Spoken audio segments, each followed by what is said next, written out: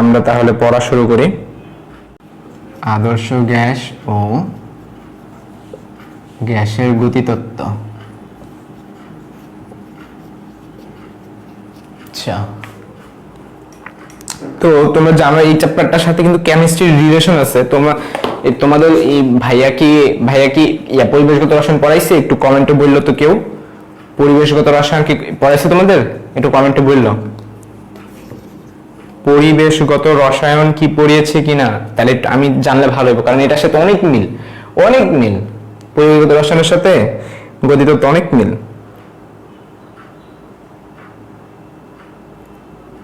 যাক, তাহলে তো ভালোই হয়েছে, পরিবেশগত রসায়ন যেহেতু পড়াইছে। ভাইয়া কত মার্কসের পরীক্ষা সব বইলা দেবো, ঠিক আছে? আমি তুমি সবসময় ঘোষণা দিয়ে দিই, চিন্তা করো না। কত মার্কের পরীক্ষা হবে, পেপার ফাইনাল, আমি সব বইলা দেবো, কোনো সমস্যা নেই, তোমরা নিশ্চিত থাকো। আচ্ছা, যেহেতু পরিবেশগত রসায়ন পড়ছে, তাহলে তো কোপ দিতে পারবো। তাহলে আজকে আমরা ধুমসে আগাবো, বুঝছো? গ্যাসের গতিতত্ত্বটা ধুমসে আগাবো, আর তাপগতিবিদ্যাটা একটু স্লোলি আগাবো। এই তো গুড, ভালোই হয়েছে। এনাম ভাই আগে ওটা পড়ে আমার আরো কাজ সহজ করে দিচ্ছে, কারণ আমার তো তাহলে এত বেশি পড়ানো লাগবে না গ্যাসের গতিতত্ত্ব চ্যাপ্টারটা। আচ্ছা, আমরা সর্বপ্রথম থেকে শুরু করি। সবার প্রথম টাইপে চলে যাই। গুরুত্বপূর্ণ সূত্র বলি, গ্যাসের সূত্র সংক্রান্ত। গ্যাসের সূত্র সংক্রান্ত। আচ্ছা, সর্বপ্রথম যেটা আমরা সলভ করব,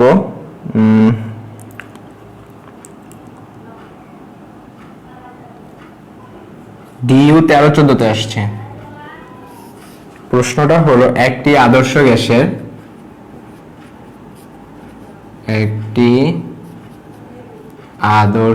গ্যাসের নমুনার তাপমাত্রা। আমি এই পিডিএফটা দিয়ে দিচ্ছি, এটা দেখো লিংকে আছে। নমুনার তাপমাত্রা 20 ডিগ্রি সেন্টিগ্রেড যদি নমুনার চাপ এবং আয়তন দ্বিগুণ করা হয় তবে পরিবর্তিত তাপমাত্রা কত?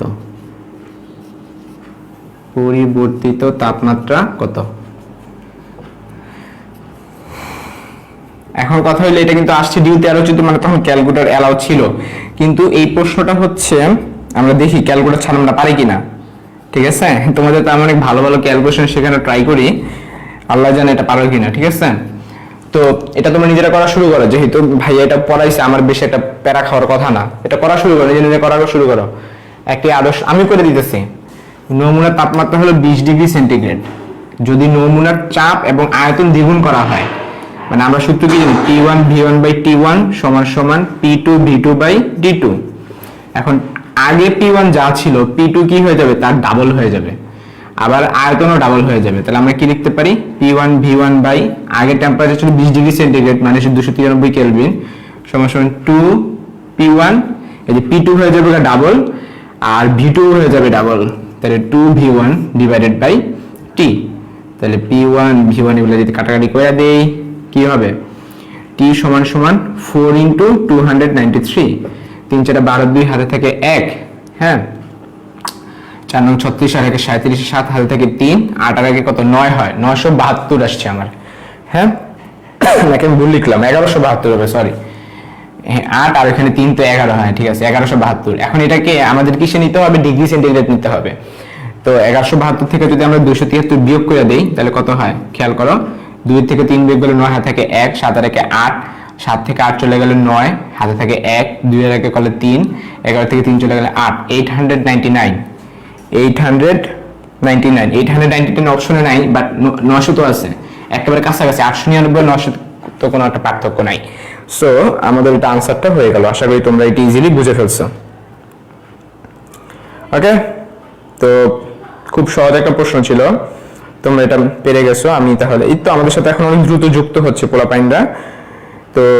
তো হচ্ছে, তাইলে এটা কোন টাইপের ছিল বলো তো? এটা হচ্ছে গ্যাসের যে সূত্রগুলো আছে না, এই আমি অঙ্ক করাবো না, আমি গ্যাসের সূত্র একবার খালি বললা যায়, কারণ এগুলো তোমরা পারো, এগুলো কেমিস্ট্রিতে করছো, আমি আর তোমরা প্যারা দিব না, ঠিক আছে? আমি খালি সূত্রগুলো পড়াই যাই। হ্যাঁ, গ্যাসের সূত্র, গ্যাসের সূত্র তো তোমরা পারো। সর্বপ্রথমটা কি? বয়লের সূত্র ছিল, হ্যাঁ, তোমাদের এনাম ভাইয়া তো এগুলো ভাইয়া তো এটা ভালো মতো পড়াইছে যে বয়েলের সূত্রটা আসলে কি, যে পি এবং ভি এর সম্পর্কটা ব্যস্তানুপাতিক। এটা কখন বলো তো, যখন টি ফিক্স থাকে, এখন তোমাকে কিছু গ্রাফ শিখাই। পি এর সাথে ভি এর গ্রাফটা হচ্ছে এরকম, ব্যস্তানুপাতিক গ্রাফ সবসময় নিচের দিকে যায়, ঠিক আছে। আচ্ছা, তারপর পিবি বাই এই যে পিবি বাই পি এর গ্রাফটা কিন্তু কি হয়, সবসময় ফিক্স থাকে। এই গ্রাফগুলো সবসময় মনে রাখার ট্রাই করবা। ঢাকা ইউনিভার্সিটির জন্য কিন্তু গ্রাফগুলো কিন্তু খুবই ইম্পর্টেন্ট, ঢাকা ইউনিভার্সিটিতে গ্রাফগুলো খুবই ইম্পর্টেন্ট হয়ে থাকে। আবার যদি ব্যস্তানুপাতিক তো ভালো কথা, কিন্তু এই বরাবর যদি আমি 1/b যদি প্লট করি তখন কিন্তু সমানুপাতিক হয়ে যাবে, ঠিক আছে। তো এগুলোই ছিল আমাদের বয়েলের সূত্র। তারপরে 2 নম্বরে হচ্ছে আমাদের চার্লসের সূত্র আছে। চার্লসের সূত্র পি ফিক্সড, চার্লসের সূত্র কি, P fixed, V proportional to T. এটার গ্রাফটা কিরকম, এই যে এরকম, এরপর ভি বরাবর টি, অ্যাকচুয়ালি এটা এইভাবে যায় আর কি, কারণ এই বরাবর যায়, ঠিক আছে। 3 নম্বরটা আসলে কি, চাপের সূত্র তো সেম ঘটনা ঘটে থাকে, যে উপরে পি নিচে টি, এই বরাবর উপরের দিকে চলে যায়, সমানুপাতিক সম্পর্ক।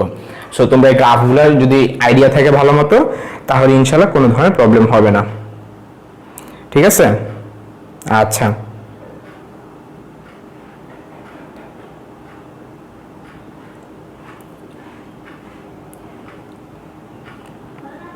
আমাদের সাথে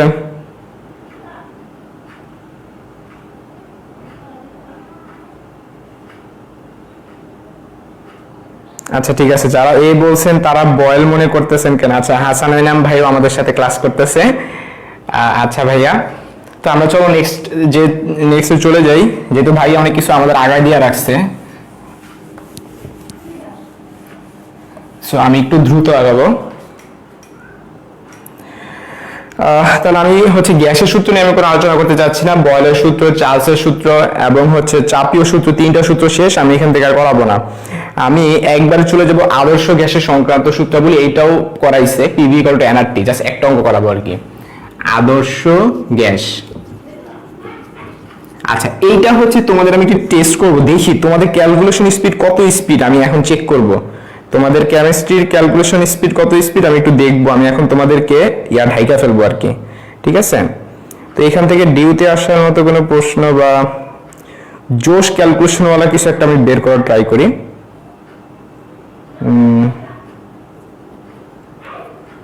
এখানে তো আসলে অবজেক্টিভই পেতেছি না। একটা পাইছি সিইউতে আসছে 18-19, তারপরে পিবি সাস্টে আসছে 3-4, ডিউতে আসা কোনো আমি প্রশ্নই পেলাম না। হ্যাঁ, ডিউতে আসা কোনো প্রশ্নই নাই। আচ্ছা, তাহলে অন্য আরেকটা দিই, হ্যাঁ, রিটেন থেকেই দিয়ে দিই একটা। এটা হচ্ছে প্রবলেম 1। প্রবলেম 1 প্রশ্নটা হচ্ছে, আচ্ছা এটা আমি ঢাইকা রাখি, হ্যাঁ দেখি এটা তোমাদের দিয়ে আমি করাবো।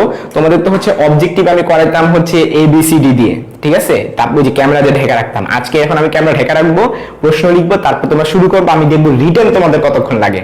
ক্লিয়ার? সবসময় তো অবজেক্টিভ করেছি, আজকে রিটেন। দেখি তোমরা রিটেন কতক্ষণ কত স্পিডে করতে পারো, আমি চেক করি। ওকে, আমি ক্যামেরা তাহলে ডেকে ফেললাম। দেখা যায় নাকি কিছু? না, কিছু দেখা যায় না। আমার শেষ হলে আমি বলবো, ঠিক আছে। এটা কিন্তু রিটেন, আজকে কিন্তু অবজেক্টিভ না। এখন যেটা দেবে এটা অবজেক্টিভ না, এটা রিটেন।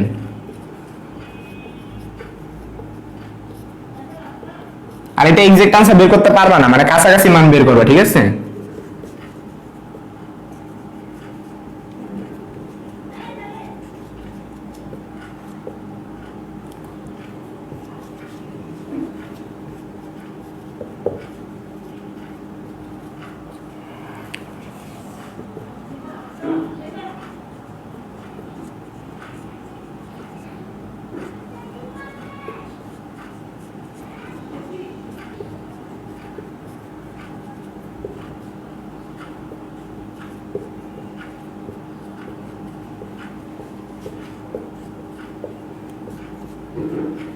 এটা আমার প্রশ্ন তোলা প্রায় শেষের দিকে।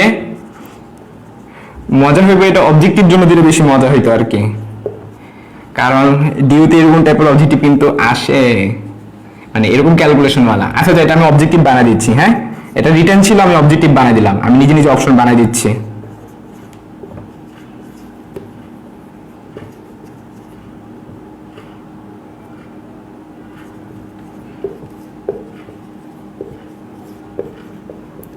তো আমার তোলা শেষ, তোমরা কি রেডি? তাহলে আমি শুরু করবো? আমি কি সরাবো? Are you ready?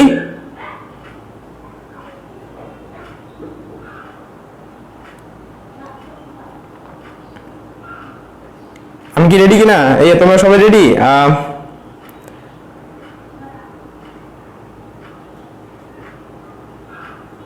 আচ্ছা ঠিক আছে, তাহলে আমি এখনই শুরু করতেছি। হ্যাঁ, 3 2 1 টাইম স্টার্ট।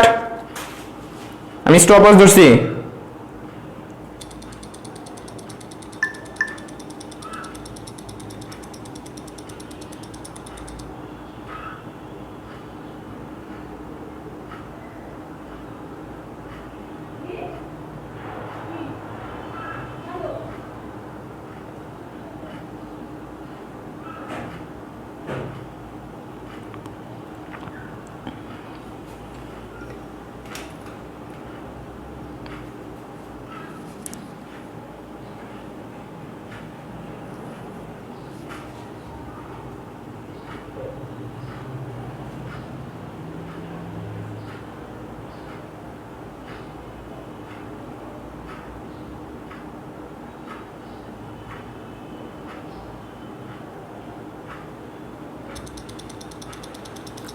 আমি 1 মিনিট টাইম দিচ্ছি। 5 4 3 2 1। এর মাধ্যমে তোমাদের 1 মিনিট শেষ। 1 মিনিটের ভিতরে আনসার দিছো হচ্ছে স্বর্ণা, অনিন্দিতা দাস, মাহমুদুল হাসান সাহেব, তানভীর রহমান, মালিহা শিবা, তারপরে শাফাতুজ স্বর্ণা, এমএচ শিমু, মিথিলামণি, উদিতি, তারপরে জীবন নিসা। ওয়াও, অনেকজন আনসার দিছে, সবাই আনসার সি দিছো। সো সবাইকে ধন্যবাদ, তোমরা কিন্তু অ্যাকচুয়ালি 1 মিনিটের ভিতরে আনসারটা করে ফেলছো। যাই হোক, তো তোমরা দেখছি না তোমাদের ক্যালকুলেশন স্পিড ভালো আছে, ঠিক আছে, ভালো আছে, এটা ধরে রাখো। হ্যাঁ, আরো স্পিড বাড়বে ইনশাল্লাহ, স্পিড আরো বাড়বে। তোমাদের কেমিস্ট্রি বলো, ফিজিক্স বলো, ম্যাথ বলো, প্রত্যেকটা সাবজেক্টেই তোমাদের ক্যালকুলেশন স্পিড ইনশাল্লাহ আরো বাড়বে। হ্যাঁ ঠিক আছে, কোনো সমস্যা হবে না ইনশাল্লাহ। আমরা চলো আমাদের তাহলে পরবর্তী টপিকে চলে যাই।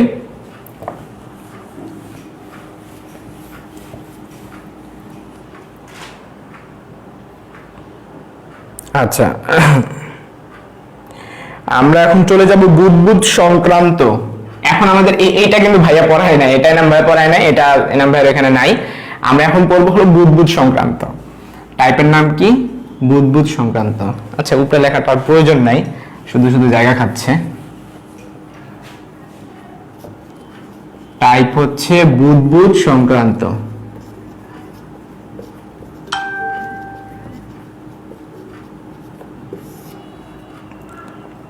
একটা কথা, এটা কিন্তু ভেরি ভেরি ইম্পর্টেন্ট। এই টাইপ কিন্তু পুরা অনেক আসে, ঠিক আছে, এই টাইপ অনেক বেশি আসে।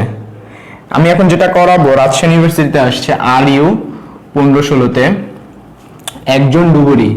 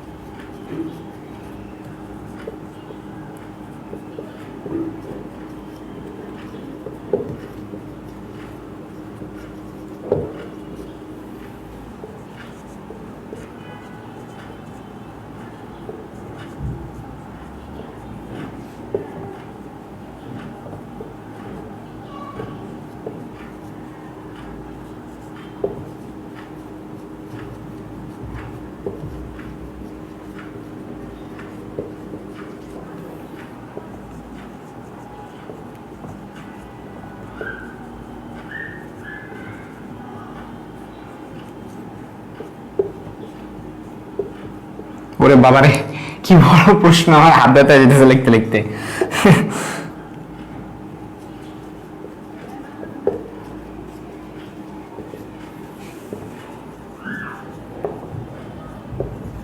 পুরো বোর্ড বয়ে যেতেছে খালি প্রশ্নে।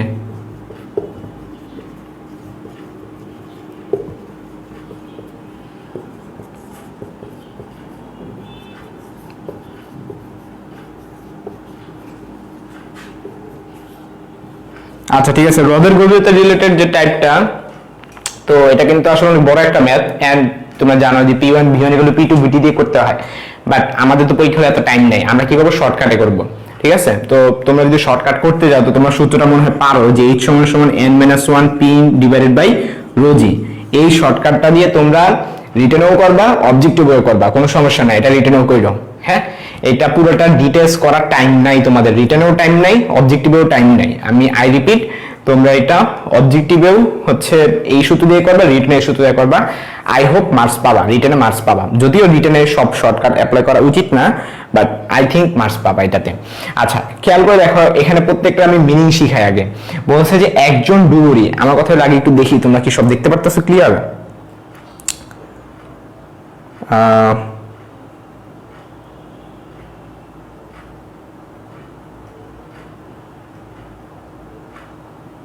তোমরা সব দেখতে পাচ্ছ? আচ্ছা হ্যাঁ, পুরোপুরি ক্লিয়ার। আচ্ছা, যেটা বলতেছিলাম যে একজন ডুবুরি হ্রদের তলদেশে কাজ করার সময় 2 সেন্টিমিটার কিউব আয়তনের বুদবুদের উপরের দিকে প্রবাহিত হচ্ছে পানির উপরিতলে, সেটা কি হয়ে গেল 4 সেন্টিমিটার কিউব হয়ে গেল। মানে আমরা যদি চিত্র আঁকার চেষ্টা করি, যে ধরা যাক এই যে এইখানটাতে আগে বুদবুদটা ছিল, এখানটাতে বুদবুদটা ছিল, দেখো তলদেশে কাজ করার সময় মানে আগে ছিল 2 সেন্টিমিটার কিউব, বাট যখন উপরে মনে রাখবা কখনো বুদবুদ উপরে উঠলে সেটা বড় হয়ে যায়, বুদবুদ উপরে উঠলে সেটা কি হয়ে যায়, আকারে বড় হয়ে যায়। হ্যাঁ, মানে উপরের দিকে যখন যাচ্ছে তখন আমাদের আকারটা বড় হয়ে যাচ্ছে।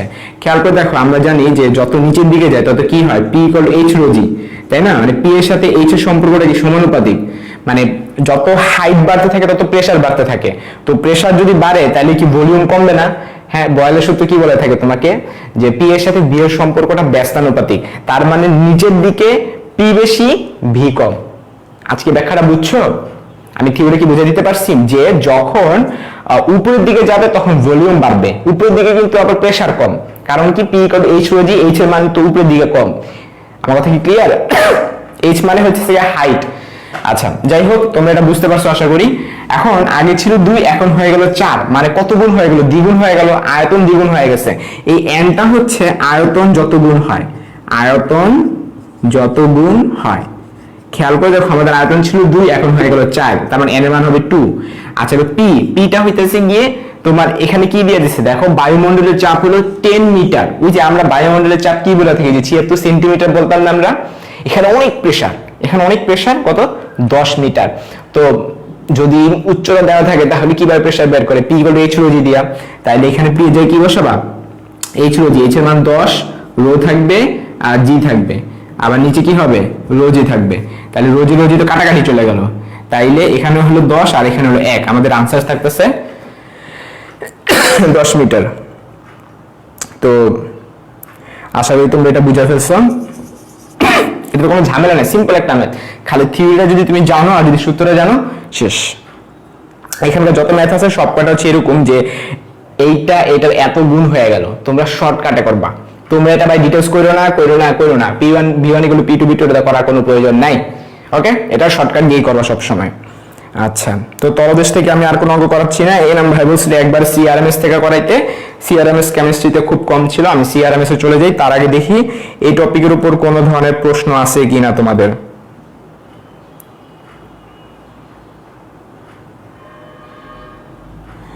আচ্ছা আচ্ছা, বলছে যে আরেকবার বুঝাবো। এটা কি আরেকবার বুঝানো লাগবে?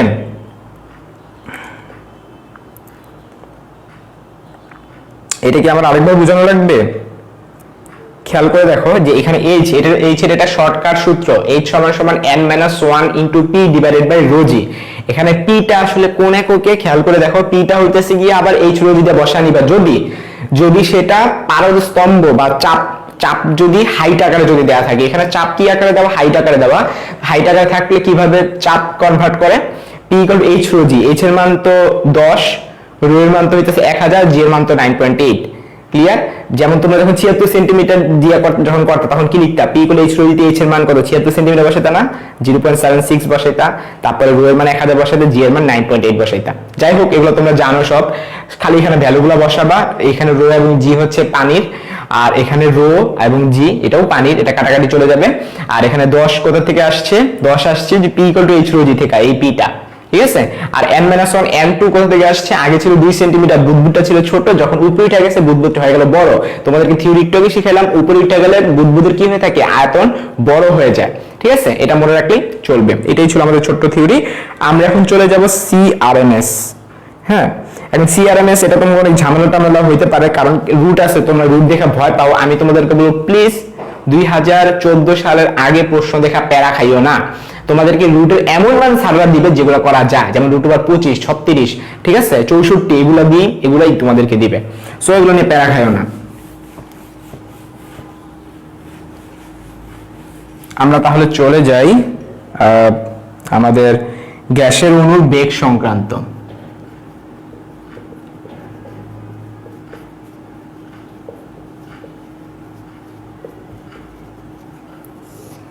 তো একটু ফাস্ট আগাচ্ছি, সো আশা করি তোমাদের প্রবলেম হচ্ছে না, যেহেতু কেমিস্ট্রি ওই চ্যাপ্টারটা আগে পড়া খুব ভালো কাজ করছে ভাইয়া।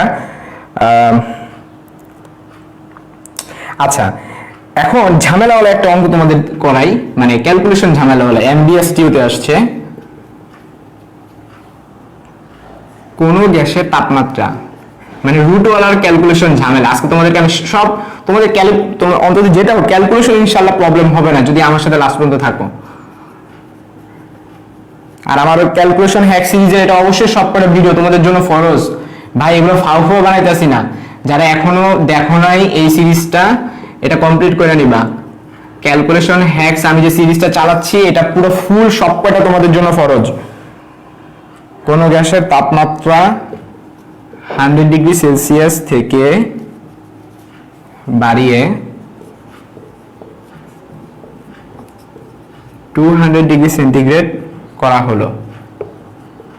প্রশ্ন হলো গ্যাসের গড় বেগ কত গুণ হবে? গ্যাসের গড় বেগ, আমি আবার বলি এটা যেখানে আসছে ওখানে কিন্তু ক্যালকুলেটর অ্যালাউ ছিল। আমি ইচ্ছা কইরা ফাইজলামি করে তোমার সাথে এটা করাইতেছি, যদি যদি এমন কোন একটা প্রশ্ন দেয়া দেয় যেটাতে আসলেই একটু ঝামেলাওয়ালা, আমরা মাথা খাটাবো, বুদ্ধি খাটাবো। কারণ আমরা ক্যালকুলেশন যত অঙ্ক করছি কোনোটাই কিন্তু ক্যালকুলেটর আসলে লাগে না। আমরা কি করছি আসলে খালি মাথা খাটাইছি। কারণ অবজেক্টিভের ক্ষেত্রে কিছু ট্রিক্স আছে যে আন্দাজ করা যায় ওইটা আনসার হবে, মানে এক্সাক্ট আনসার আমরা বের করতে পারবো না, বাট মোটামুটি লেভেলের কাছাকাছি একটা আনসার বের করতে পারবো। এখন যে প্রবলেমটা সলভ করতেছি এটা কিন্তু একটা সায়েন্স এন্ড টেকনোলজিতে আসছে, এটা তোমাদের প্যারা খাওয়ার কিছু নাই। এটা যদি তোমরা একেবারে না পারো তাও প্যারা খাওয়ার কিছু নাই, বাট পারলে বেটার। আমরা হইতেছে যুদ্ধের জন্য আগে কি করতেছি, নিজেদেরকে তৈরি করতেছি। ইনকেস যদি খাতসামি মার্কা যদি কোনো কোশ্চেন করে দেয় আমাদের সালের মতো, 2016 সালের ঢাকা ইউনিভার্সিটি ফিজিক্স প্রশ্ন দেখো, পুরা মানে কি বলবো, এইরকম ক্যালকুলেশনের কোনো প্রশ্ন দেয় 2016 সালের প্রশ্ন দেখো। হ্যাঁ, তোমাদেরকে আমি আগেও মনে হয় বলছি যে আমাদের সময় মার্কস ডাউন ছিল, আমাদের কাট অফ মার্কটা কম ছিল। তো এটা ফিজিক্সের কারণে, আমাদের কাট অফ মার্কটা খারাপ ছিল। ফিজিক্সের মানে যে অঙ্ক আসছে সব থিওরি পারার মতো, কিন্তু ক্যালকুলেশন গুলো বাজে বাজে ক্যালকুলেশন ছিল, যার সই পোলাপাইনরা ঠিক মতো আনসার করতে পারে নাই ঠিক টাইমের মধ্যে। তো চলো এটা আমরা আনসার করি। এর জন্য তোমাদেরকে কিছু আজারে জিনিস আমি শিখাচ্ছি, কিছু ঠিক আছে, যেগুলো যাতে তোমরা আজারে জিনিস যদি আইসা পড়ে তোমরা যেতে পারো। তো গ্যাসের গড় বেগ কত গুণ হবে? অপশন এ দ্বিগুণ, অপশন বি 4 গুণ, অপশন সি 1.61 গুণ, অপশন ডি 1.126 গুণ। এটা হইতেছে কি আমাদের প্রশ্ন, ঠিক আছে। আশা করি তোমরা প্রশ্নটা নিয়ে কোনো ঝামেলা নাই। এখন কোন গ্যাসের তাপমাত্রা 100 degree centigrade, what does it mean? এটা মানে হইতেছে তোমার 373 কেলভিন থেকে 200 ডিগ্রি সেন্টিগ্রেড হয়ে গেল। হোয়াট ডাজ ইট মিন? যে আমাদের টি2 মান কত হবে? আমাদের টি2 মান হয়ে যাবে 473 কেলভিন। ওকে, আচ্ছা এখন আসল কাহিনী শুরু, যে গ্যাসের গড় বেগ কত গুণ হবে। তার মানে আমাদের সিআরএমএস এর কথা বলছো, তোমরা সবাই সিআরএমএস এর সূত্র মনে হয় পারো, সূত্র পাওয়ার দরকার নেই। তোমরা যদি সম্পর্কটা জানো তাহলে কিন্তু হয়ে যাবে, যে কোনটার সাথে কোনটা সম্পর্ক কিরকম। আচ্ছা দাঁড়া, আমি একটু আসতেছি।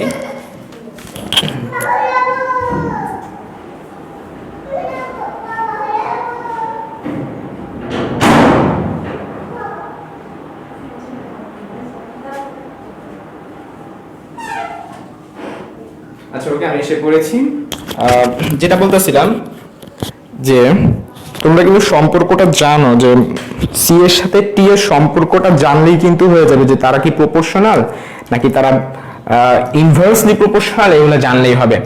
তো তোমরা সবার সূত্রটা পারো, C equal root over 3r divided by n। এই সূত্র তোমরা সবাই পারো যে সি এর সাথে টি এর সম্পর্ক হচ্ছে বর্গমূলের সমানুপাতিক। তার মানে আমরা বলতে পারি c2/c1 সমান সমান রুট ওভার t2/t1। আচ্ছা, তো রুট ওভার t2/t1 মানে কি? t2 এর মান কত?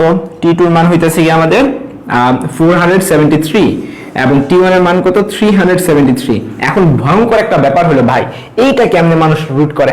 এটা কি সম্ভব আদৌ রুট করা? সম্ভব না। আমি নিজেও পারবো না এটা রুট করতে, বাট আমি বলে দিতে পারবো এখান থেকে কোনটা আনসার হবে। এটা হলো চালাকি আর কি, আর কিছু না। কারণ তোমার কমন সেন্স অ্যাপ্লাই করো। কমন সেন্স কি বলে? দ্বিগুণ হওয়ার কি কোনো সম্ভাবনা আছে? দ্বিগুণ কখন হইতো? যদি c2 সমান সমান 2c1 হইতো।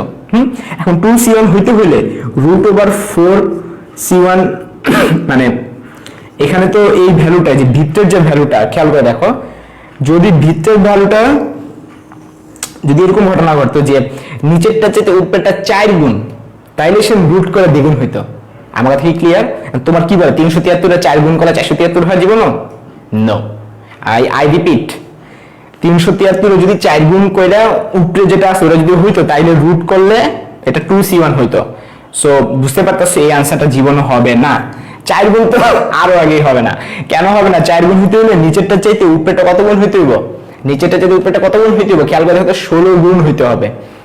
যদি উপরেরটা যদি 16 ইনটু 373 হয়, নিচেরটা তো 373, ঠিক আছে? তাইলে সেন এটা কত? 4 গুণ হবে, তাই না? এই যে c1 দুই পাশে আছে, ওই পাশে চলে গেলে এটা 4 গুণ হবে। সো এটা তো আরো আগেই হবে না। তার মানে হয় আনসার এইটা হবে, নয়তো আনসার এইটা হবে। এখন এই দুটো থেকে চলো আমরা দেখি কোনটা হয়। খেয়াল করে দেখো, আবার কমন সেন্স অ্যাপ্লাই করো। আমি কিন্তু বহু চালাকি করে আগাবো এখন, খেয়াল করো। কারণ 473 দিয়ে 373 ভাগ, ভাই আমিও করতাম না, এত সাহস নাই। যেটা করবো সেটা হলো 1.6 কে আগে স্কোয়ার করো। 1.6 কে স্কোয়ার করেন। বলতে পারো ভাই আপনি কেন স্কোয়ার করতেছেন? কারণ আমি তো ভাই রুট পারি না, আমি তো রুট করতে পারবো না, আমি রুট করবো না। আমি না কইরা আমি আগের থেকে স্কোয়ার করে নিচ্ছি, কারণ রুট করলে তো পরে ওইটাই তো আসবে, তাই না? এখন 1.6 কে যদি তুমি স্কোয়ার করো তাহলে কত হবে? 2.56 হয় না? 16 সাথে 16 গুণ করলে কত? 256 হয় না? তাহলে 2.56 গুণ হইতে হবে। নিচে যেটা থাকবে উপরে হইতে হবে কত গুণ? 2.56 গুণন হইতে হবে। আমি কি ভুল বলতেছি নাকি? 16 কে স্কোয়ার করলে 256 হয় নাকি? দেখি ভুল বললাম। হাই 206 থেকে 3, 6 3 9, 6 1 6 1, 6 5 6, ঠিকই তো বলছি, 256 হইতো। তার মানে যদি নিচেরটা চাইতে উপরেরটা যদি আড়াই গুণ হয়, নিচেরটার চাইতে যদি উপরেরটা আড়াই গুণ হয়, তাহলে আমরা বলতে পারি যে এইটা 1.6 গুণ হবে। তোমার কমন সেন্স কি বলে? নিচেরটা চাইতে উপরেরটা আড়াই গুণ? হ্যাঁ, জীবনও না। সো এরই মাধ্যমে আমাদের এই প্রবলেমটাও সলভ করা শেষ। সো এটা আনসার হবে না, আনসার হবে এইটা। আমার থেকে এই ওয়েতে কি তোমরা কেউ কখনো আগে ভাবছো? সত্য করে স্বীকার করো তো, মানে একটা রুটওয়ালা যেটা ক্যালকুলেশন যে এইভাবে এত সুন্দরভাবে করা সম্ভব, তোমরা কি কখনো এভাবে চিন্তা করছো? একটু কমেন্টে জানাও দেখি। হ্যাঁ, আমার শুনতে মন চাচ্ছে।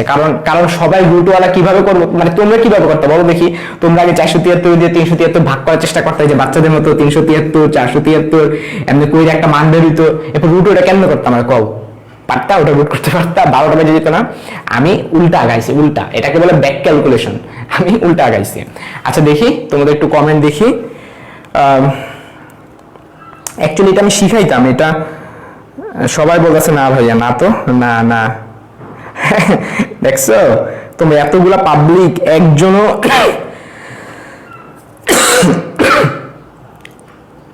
তো এইটা কিন্তু একটা ক্যালকুলেশন হ্যাকস হিসেবে মনে রাখতে পারো। এইটা আমি ভিডিও বানাইতাম, কিন্তু আমাদের ক্লাসের মধ্যে এটা হয়ে গেল। তো তোমরা যারা খেয়াল করে দেখো, তোমরা যেখানে ক্লাস করতেছো, কি তোমরা কি ফ্রি ক্লাস করতেছো? না, তোমরা কিন্তু টাকা দিয়ে ক্লাস করতেছো। ওকে, তো এই সকল জিনিসপাতি তুমি বলো কোন জায়গায় পাবে? আমাকে একটা সিঙ্গেল একটা ইউটিউব প্ল্যাটফর্ম বলো, আমাকে একটা বইয়ের নাম বলো যে ভাইয়া অমুক বইয়ে আপনি যে টেকনিক শিখেছেন এই টেকনিকটা আছে। বা আমাকে একটা ইউটিউব চ্যানেলের নাম বলো, ভাইয়া ওই চ্যানেলে আপনি যে টেকনিক শিখেছেন এই টেকনিকটা আছে। পাওয়া না, কোথাও পাবা না। ঠিক আছে, এগুলো সব হইতেছে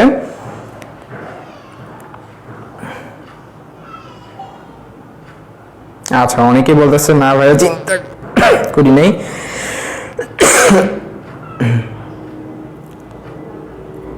রাফি ভাইয়ের কাছে পাবো। আচ্ছা হ্যাঁ, রাফি ভাইয়ের কাছে পাবা ইনশাল্লাহ। আর একটা কথা হলো, আমাদের ক্যালকুলেশন হ্যাক্স নিয়ে কিন্তু খুব বেশি একটা ভিডিও বানানো পসিবল না, কারণ কি মোটামুটি সবগুলোই কাছাকাছি মতো, শুধু এটা একটু ব্যতিক্রম ছিল। আই থিঙ্ক এটা একটু ব্যতিক্রম ছিল। চলো তোহার বা ইকরা, এই তোহার বা ইকরা চলক এটা আমি কখনো শিখাই নাই। তোহার বা ইকরা শুনো, একটা কথা বলি, সবকিছু কখনো ফ্রিতে দেওয়া সম্ভব না, এটা তোমরা নিজেরাও জানো যে মানে ফ্রি জিনিসটা কিন্তু অ্যাকচুয়ালি কোনো ভ্যালু নেয়, অনেকে ভ্যালু দেয় না। এই যে তোমাদের যদি বলতাম যে তোমাদেরকে ফ্রি পড়াবো, তাহলে মানে তোমরা আসলে তো তোমরা তো এখন কিছু নেই, তোমরা এখন মানে অনেকে তো মাটির নিচে পা নাই, দ্যাটস ওয়াই তোমরা হচ্ছে ভর্তি হইতেই দিচ্ছে। বাট বাট আমি বলতেছি ধরা দেখে এইচএসসি 21 বা 20 অনেকে হইতেছে কি ফ্রি কোনো কোর্স দেখলে এরা কি করে যে ফার্স্টে ভর্তি হয়, ফার্স্টে ভর্তি অনেক আগ্রহী না, কিন্তু পরবর্তীতে এদের কোনো ধরনের আমরা রেসপন্স পাই না। এর জন্য আসলে ফ্রি জিনিসের দাম নেই, সত্যি কথা যেটা। যখন তুমি কোনো কিছু টাকা দিয়ে ভর্তি হইবা, তখন তোমার টাকার মায়া তো তুমি অন্তত পড়বা।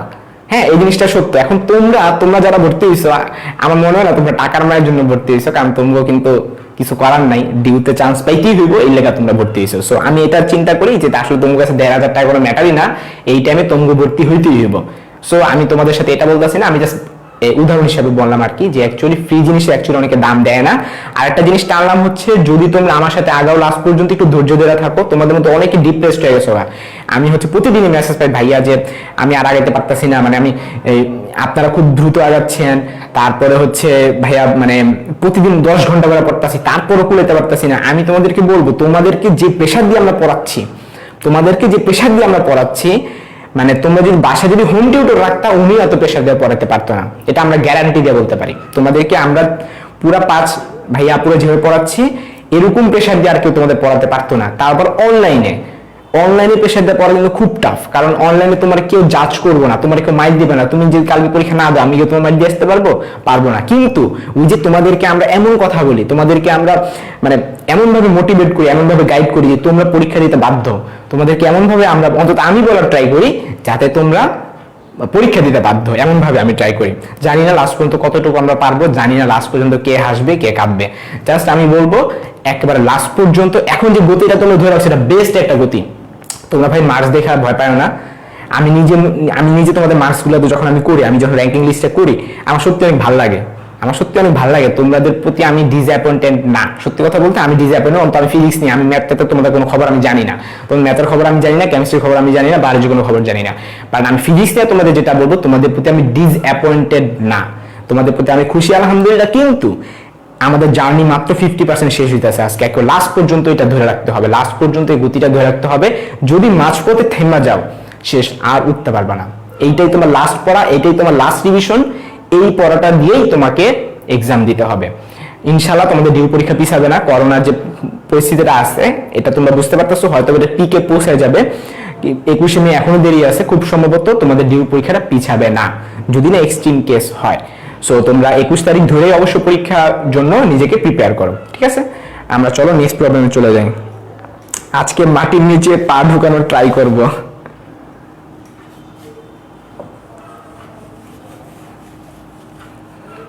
আচ্ছা ঠিক আছে, আমি একটু উল্টা বলে ফেলছি। আচ্ছা, এটা নিয়ে ছোট্ট একটা মজার ঘটনা আছে, মাটির নিচে পা, পায়ের নিচে মাটি। সেটা হলো আচ্ছা থাক, ঘটনা বলতে গেলে টাইম নষ্ট হয়ে যাবে। একটা মজার ঘটনা ছিল।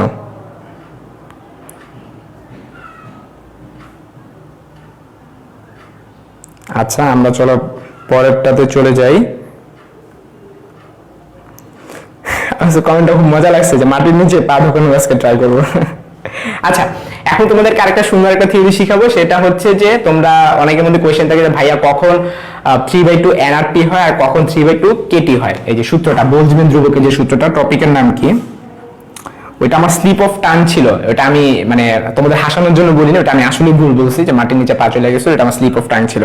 বাট এটা ছোট্ট একটা মজার ঘটনা আছে, এটা আমি হচ্ছে হাসানোর জন্যই আমি মাঝে মধ্যে ইচ্ছা করে বলে থাকি। হাসান মানে এইটা না, এরকম টাইপ আমি কিছু বলে থাকি, যেমন পানির নিচে মাছ না বললে আমি মাছের নিচে পানি। তারপরে তোমরা তো আমাদের চিনো, মোটামুটি অনেকে চিনা ফেলছো যে আমি অ্যাকচুয়ালি ওয়ান কাইন্ড অফ একটা ফানি একজন পারসন। আমি চেষ্টা করি মানুষকে হাসাইতে আর কি।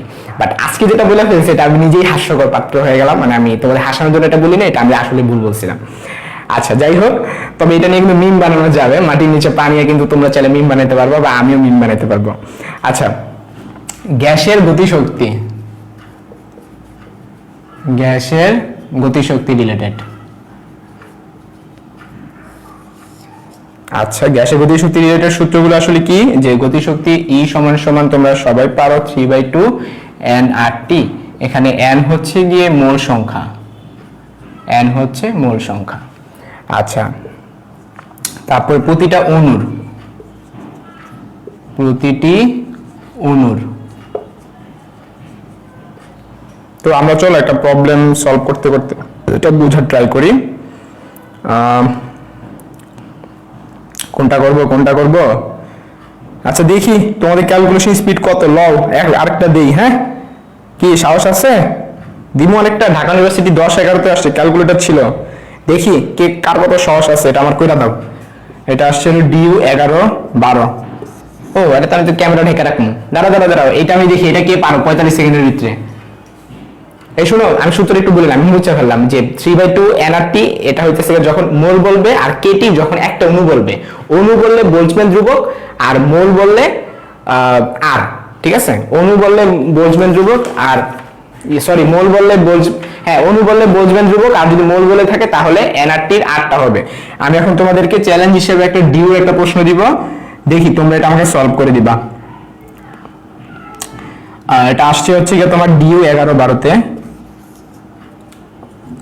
তোমরা প্লিজ কেউ ক্যালকুলেটর হাতে নেবে না।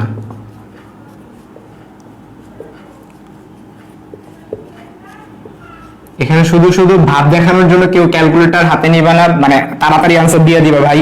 তুমি যদি 10 সেকেন্ডে আনসার দিয়ে দাও, তোমার তো আমি সুপার হিউম্যান বলবো না, তাই না? নিজের যোগ্যতা যেটা পারো সেটা আনসার দিবা।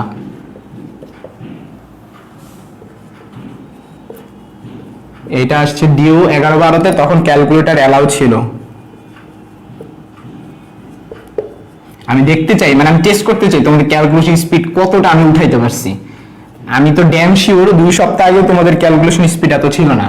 এটা আমি অন্তত শিওরিটিতে বলতে পারি, যেভাবে ক্যালকুলেশন হ্যাক্স নিয়ে আমি আগানোর ট্রাই করতেছি, তোমাদের ক্যালকুলেশন স্পিড খুব বাড়ার কথা এই আমার সাথে অন্তত আগানোর পর।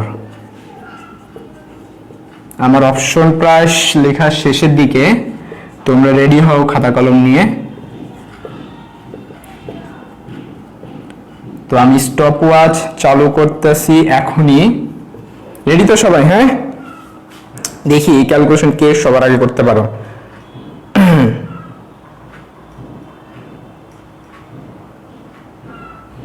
আচ্ছা, তো আমি শুরু করতেছি। তো তোমাদের সময় শুরু হচ্ছে এখনই। 3, 2, 1 স্টার্ট।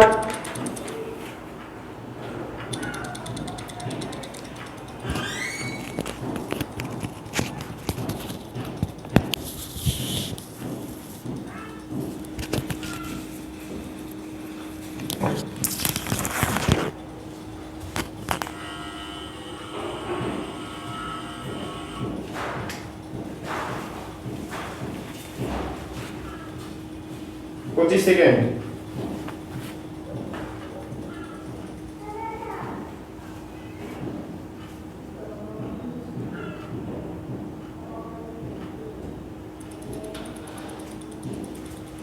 সেকেন্ড। 5, 4, 3, 2, 1 time up. তোমরা 45 সেকেন্ডের মধ্যে আনসার দিছো মাহবুব। আচ্ছা আমি লিখি। অপশন এ আনসার দিছে শাহিদুল, তারপরে বি আনসার দিছে হচ্ছে আনাস, তারপরে হচ্ছে এ আনসার দিছে হচ্ছে ঈশা, বি আনসার দিছে নায়রা, তারপরে মালিহা, তারপরে সাদিয়া, তারপরে অর্পিতা, তারপরে স্বর্ণা। এই আমি স্পেলিং ভুলিতে পারি তাতে লিখতেছি। তারপরে আনিকা দিছে বি, ইমু হচ্ছে এ, সারা হচ্ছে বি, আমি পার্সেন্টেজ করব এর জন্য লিখতেছি। তারপর অন্তি হচ্ছে এ, তারপরে জয় হচ্ছে বি, তারপরে শাহেদ আনসার দিছে বি, সাদিয়া আনসার দিছে এ, এক্সাক্ট পারতেছি না, অনিন্দিতা দিছে এ। ওরে আল্লাহ, খাইছে এক একজন এক একটা খেলেন। তারপর জেরিন আনসার দিছে বি, তোমার আনসার দিছে এ, বা আমি আর লিখতে পারতেছি না, শেষ আলিঙ্গ না। এই যে যারা যারা তোমাদের নাম আমি লিখছি তোমরা কিন্তু প্রায় 1 মিনিটের ভিতরে आंसर দিয়ে দিয়েছো, তোমাদের কংগ্রাচুলেশন।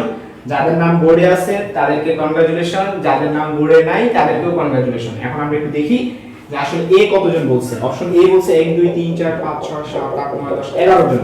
11 জন বলতেছে অপশন এ। আর বি বলতেছে 1 2 3 4 5 6 7 8 জন। 8 জন বলতেছে অপশন বি। আমি অনেকজন তোমরা কমেন্ট করতেছো, আমি এতজনের তো লেখা সম্ভব না, দ্যাটস ওয়াই আমি লিখলাম না আর কি। আচ্ছা, এখন এই প্রবলেমটা আসলে জয়যুক্ত হয়েছে option A, option A, option A জয়যুক্ত হয়েছে, অপশন এ জয়যুক্ত হয়েছে সংসদে যেমন বলে আর কি। সো কংগ্রাচুলেশন শহীদুল, ঈশা, মারিহা, অর্পিতা, স্বর্ণা, ইমু, অন্তি, সাদিয়া, অনিন্দিতা। হ্যাঁ, এই নাম তো নিজে চিন্তা করতে দুইজন, বাকি দুজনের নাম আমার নিজে হাতে লেখা আমি নিজে চিন্তাছি না। যাই হোক, তোমাদেরকে কংগ্রাচুলেশন, তোমরা এটা আনসারটা দিতে পারছো। এখন আমি বি আসি। বি এতগুলো পাবলিক ভুল করলাম, মানে বি যে বললা এতগুলো পাবলিক কেন, আমাকে একটু রিজন দাও। পাওয়ার মিলাও ভাই, এখানে পাওয়ার -21, এখানে পাওয়ার -22, এই দুটো তো কাছাকাছি হওয়ার কথা না। মানে কেন ভুল হলো বলো? পাওয়ার দিয়ে তো বোঝা যায় এটা আনসার যে -21, এটা পাওয়ার তো দিয়ে বোঝা যায়। আমার কি করে দিতে হবে নাকি? আচ্ছা ভাই, আমি এ বলছিলাম। হ্যাঁ হ্যাঁ, আমি এত আগে দিও, আমার নাম নাই। আচ্ছা ঠিক আছে, আলোর প্রদীপ, তোমার মনে কমেন্টে খুব দ্রুত চলে গেছে তোমার নাম। আচ্ছা, যাদের নাম নাই, আচ্ছা সারা এ বলছিল যাদের নাম নাই, এখানে প্যারা নেওয়ার কিছু নাই, এখানে কোনো আমি লটারি ঘোষণা করতেছি না। তোমরা নিজেরা তো জানো তোমরা কখন আনসার দিছো, আমি ঘোষণা করার আগে নাকি পরে দিছি তোমরা তো জানো, তাই লিভ হইছে। ঠিক আছে, এখানে কোনো কম্পিটিশন না। যাই হোক, যারা এ আনসার দিছো তোমাদেরকে কংগ্রাচুলেশন, যারা বি আনসার দিছো তাদেরকে বলবো তোমরা অন্তত ট্রাই করছো, কিন্তু এই প্রেশার নেওয়া। আচ্ছা, আমি তো মাইকই লাগাই নাই, মাইক না লাগায় পক করতেছি। তোমাদের যেটা বলতেছি যে যারা বি আনসার দিছো তাদেরকে আমি একটু রিকোয়েস্ট করব তোমরা প্রেশার নেওয়ার ক্যাপাবিলিটি আরেকটু বাড়াও। যারা বি আনসার দিছো তোমাদের প্রতি আমার রিকোয়েস্ট, এই যে নামগুলো আছে তোমাদের প্রতি আমার রিকোয়েস্ট থাকবে, তোমরা একটু প্রেশার নিয়ে প্রবলেম সলভিং এর ক্যাপাবিলিটি একটু বাড়ানোর চেষ্টা করো। এটার জন্য আমি তোমাদেরকে বলবো, আমি যেমনি টেস্টগুলো নেই না, বাসায় এমনি নিজে নিজে টেস্ট দিবা। কেমনে দিবা হচ্ছে ওই যে জয়কলি শেষে ওই যে সেফ যে টেস্টগুলো থাকে না, ওইগুলো হচ্ছে নিজে স্টপ ওয়াচ ধরে পরীক্ষা দিবা। ঠিক আছে, প্রত্যেকটা চ্যাপ্টারে দেখবা শেষে 15টা করে অবজেক্টিভ থাকে, তোমরা ওইগুলা হচ্ছে নিজে নিজে পরীক্ষা দিবা।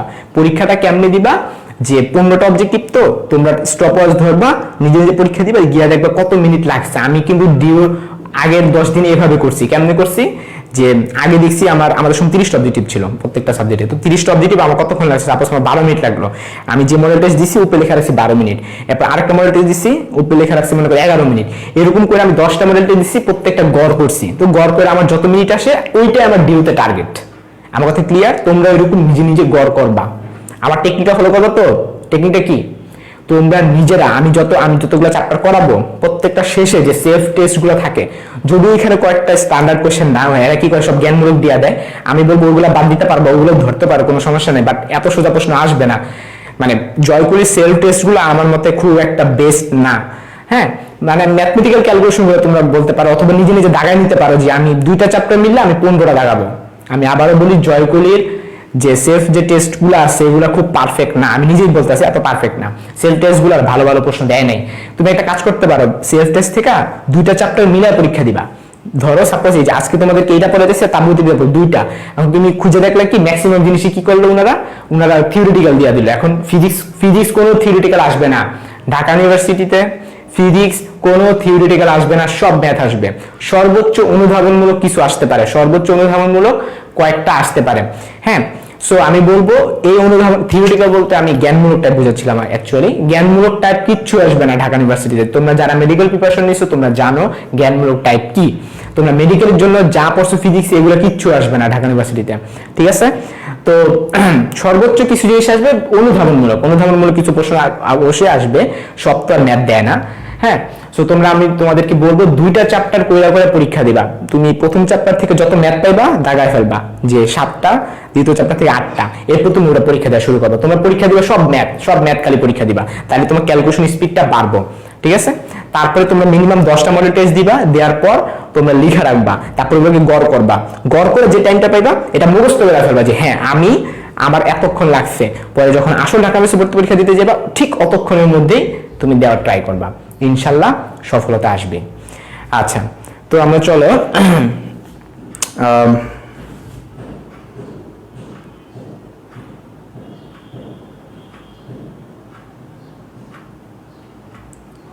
আচ্ছা ঠিক আছে, আশা করি তোমরা বুঝে ফেলছো। ভাইয়া গুচ্ছতে ফিজিক্স থেকে কি থিওরি থেকে হওয়ার পসিবিলিটি আছে? হ্যাঁ ভাইয়া, গুচ্ছতে থিওরি থেকে প্রশ্ন আসবে। আমি আবারও বলি, গুচ্ছতে ফিজিক্স থিওরি থেকে প্রশ্ন আসবে, মানে ডিউতে তো সব ম্যাথমেটিক্সই দিয়ে দেয় আর কি, হ্যাঁ ম্যাক্সিমামই, কিন্তু গুচ্ছতে থিওরিটিক্যাল আসবে। সো গুচ্ছের জন্য একটুখানি মেডিকেল প্রিপারেশন দরকার, মানে মেডিকেলে ফিজিক্স জানলে প্রিপারেশন নিচ্ছে না, গুচ্ছতে মিক্সড আকারে হবে আর কি, মানে কিছুটা কিছুটা ডিউর প্রশ্ন হবে আর ম্যাক্সিমাম জিনিসই দেখবা মেডিকেলের ফিজিক্সের মতো। আচ্ছা যাই হোক, তোমরা এটা গেল। আমরা হচ্ছে নেক্সট প্রবলেমে চলে যাই। আমরা অনেকক্ষণ ধরে এই টপিকে পড়েছিলাম। আচ্ছা, এরপরে আরেকটা প্রশ্ন আমরা চলে যাব। সেই প্রশ্নটা হলো যে 27 ডিগ্রি সেন্টিগ্রেড তাপমাত্রায়, প্রশ্নটা হচ্ছে 27 ডিগ্রি সেন্টিগ্রেড তাপমাত্রায় 2 গ্রাম নাইট্রোজেন গ্যাসের শক্তি কত? 2 গ্রাম N2 এর শক্তি চাইছে, ঠিক আছে? তো এটা অপশন করে যদি লিখি 403, 267, 403, তারপরে 267, তারপরে 203, তারপরে কত? অপশন ডি হচ্ছে 300। আচ্ছা ঠিক আছে, তো 4টা 103 আছে, 2টা 103 আছে, আর বাকি কত? 267 এবং 300 জুল। প্রশ্ন হচ্ছে 27 ডিগ্রি সেন্টিগ্রেড তাপমাত্রায় 2 গ্রাম নাইট্রোজেনের শক্তি চাইছে। তো 2 গ্রাম নাইট্রোজেন তুমি এটা দুই ভাবে সলভ করতে পারো। একটা হচ্ছে গিয়ে 3/2 nRT দিয়েও করতে পারো, আবার KT দিয়েও করতে পারো। যদি তুমি KT দিয়ে করো, সূত্রটা কি শিখেছিলাম? 3/2 KT। এটা হচ্ছে একটা অণুর শক্তি, এটা কি একটা অণুর। তাহলে এখানে তুমি অণু সংখ্যা বের করে নাও, 2 গ্রামে কতগুলো অণু থাকে পারবা না? আমরা জানি নাইট্রোজেনের ক্ষেত্রে 14 × 28 গ্রাম হবে। 28 গ্রামের জন্য কত? 28 গ্রামে অণু থাকে কত? অ্যাভোগাড্রো সংখ্যক। তাহলে 2 গ্রামে কত থাকবে? 2 × Na / 28 বা Na / 14, এতগুলো থাকবে, ঠিক কিনা? এতগুলো অণু থাকবে। তো একটা অণুর শক্তি হলো 3/2 KT। তাহলে এতগুলো অণুর শক্তি কি হবে বলো তো? 3/2 KT × Na/14। এখন কে এর মান তো তোমরা জানো, বোলজম্যান ধ্রুবকটা তোমরা মুখস্থ বসায় দিবা, বসায় দিয়ে তোমরা এটা সলভ করতে পারো। মানে এটা হচ্ছে প্রসেস 1, এটা হচ্ছে প্রসেস 1। আচ্ছা, এরপর প্রসেস 2 হইতেছে কি, তোমরা ওই যে nRT দিয়ে কিন্তু তোমরা করে ফেলতে পারো। এখানে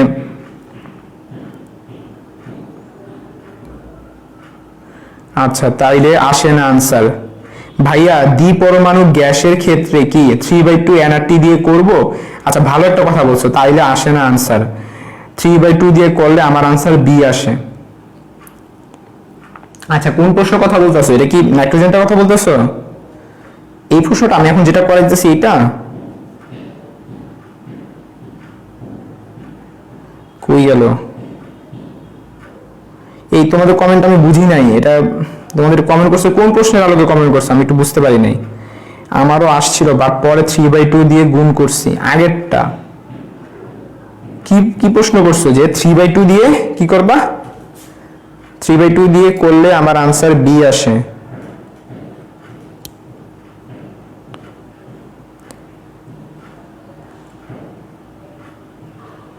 আচ্ছা, প্রিভিয়াস ম্যাথের কথাটা বলছো। আচ্ছা, প্রিভিয়াস ম্যাথের কোনটা ছিল আমাকে বলো? হিলিয়াম ছিল না? হ্যাঁ, এটা 3/2 দিয়েই তো করবা। সমস্যা কি হয়েছে বুঝলাম না। প্রিভিয়াস ম্যাথ কি সমস্যা হয়েছে? হিলিয়াম কি দ্বিপরমাণু? এই দ্বিপরমাণু দিয়ে করবা কেন? 5/2 দিয়ে করবা কেন? আমি তোমার কাহিনী বুঝতেছি না। হিলিয়াম কি দ্বিপরমাণু গ্যাস?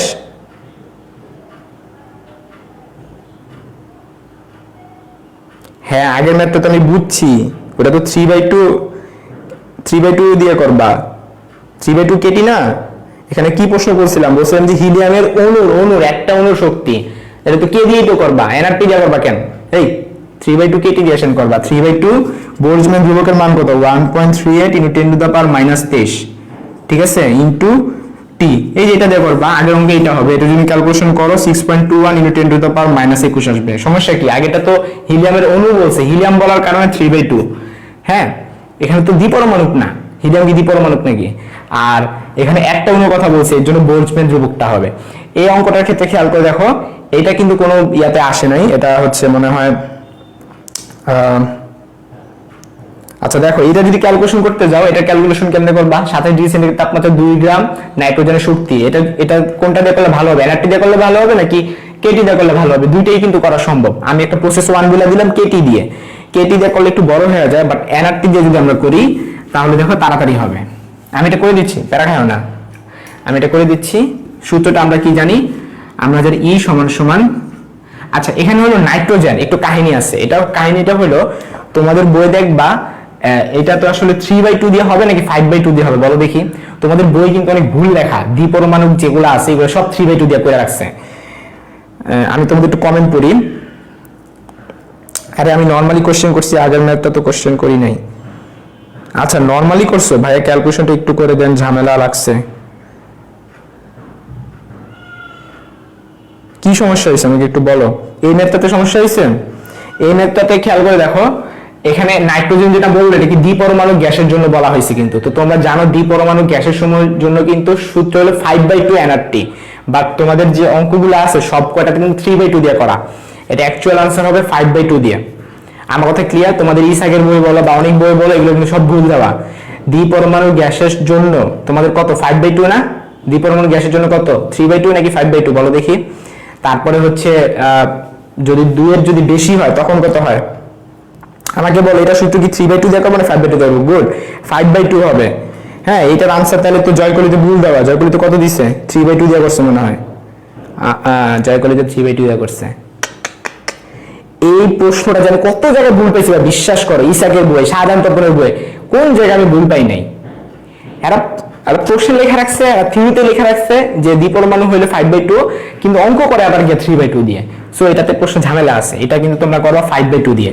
আই রিপিট, তোমরা দ্বিপরমাণু সব কয়টা করবা 5/2 দিয়ে। কারণ স্বাধীনতা মাত্রার সূত্র তোমরা জানো যে k/2 RT, এখানে দ্বিপরমাণুকের জন্য k এর মান 5 আর কি।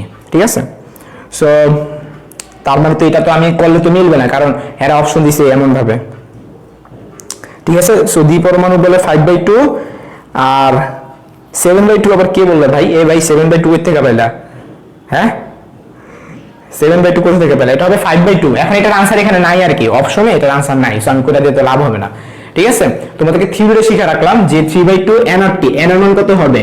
এই যে 2 ডিভাইডেড বাই 28 ইনটু 8.314, আর টেম্পারেচার কত? 300 কেলভিন। ঠিক আছে? এই যে 2 কাটাকাটি, তাহলে কি 5 এর সাথে গুণ দিবা 8.314 ইনটু 300 ডিভাইডেড বাই 28। এটার ক্যালকুলেশন পারবা না? তোমাদের শিখাইছি না কত টেকনিক শিখাইছি? মানে এক্সাক্ট আনসার বের করতে পারবা না, কিন্তু মোটামুটি আনসার বের করতে পারবা। খেয়াল করে দেখেন, এলো 8.3 আর এখানে কত 28। আমি একটা কাজ করব, এইটার একটুখানি বাড়াবো, এইটারও একটুখানি বাড়াবো, তাহলে তো কোনো সমস্যা নাই। আমি 8.3 রে আমি একটা কাজ করব, আমি 9 ধরবো। আমি কি করতেছি? 8.3 রে 9 ধরতেছি। আমার চালাকিটা দেখো। আর 28 রে আমি কি ধরবো? 30 ধরবো। শেষ। আমি 8.3 রে একটুখানি বড় ধরে নিয়েছি, তুমি ইচ্ছা করলে 10 ধরতে পারো, কোনো সমস্যা নাই। এটাতে 10 ধরলে আরো বেশি ভালো হইব। মানে এই চালাকিটা আমি সবসময় করি। উপরেরটা একটুখানি বাড়াই দিবা, নিচেরটা বাড়াই দিবা, শেষ, কাহিনী শেষ। এটা কাটাকাটি করলে কত হয়? নিচে 3 হয়, এটা কাটাকাটি করলে কত হয়? 100 হয়। 100 সাথে 5 গুণ করলে 500 হয়। অঙ্ক শেষ।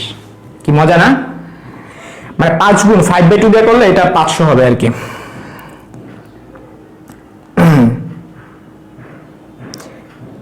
হ্যাঁ ওইটাই দিয়ে আসবে। এই তো একটা ভালো একটা কোশ্চেন করছো। তানভীর রহমান বলছে যে ভাইয়া ডিউতে আসলে যদি 5/2 দিয়ে আনসার না আসে, বাট যদি 3/2 দিয়ে আনসার আসে, তাহলে ওইটাই দিবা।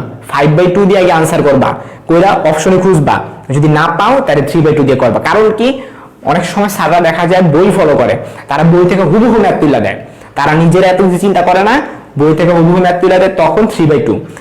বাট 5/2 দিয়ে যদি আনসার মিলে, আমি বলতেছি 5/2। ক্লিয়ার? যত দ্বিপরমাণু গ্যাস পাবা 5/2 দিয়ে করবা। আমি এটা নিয়ে আর কোনো কথা বাড়াবো না, অনেক কিছু বলে ফেললাম।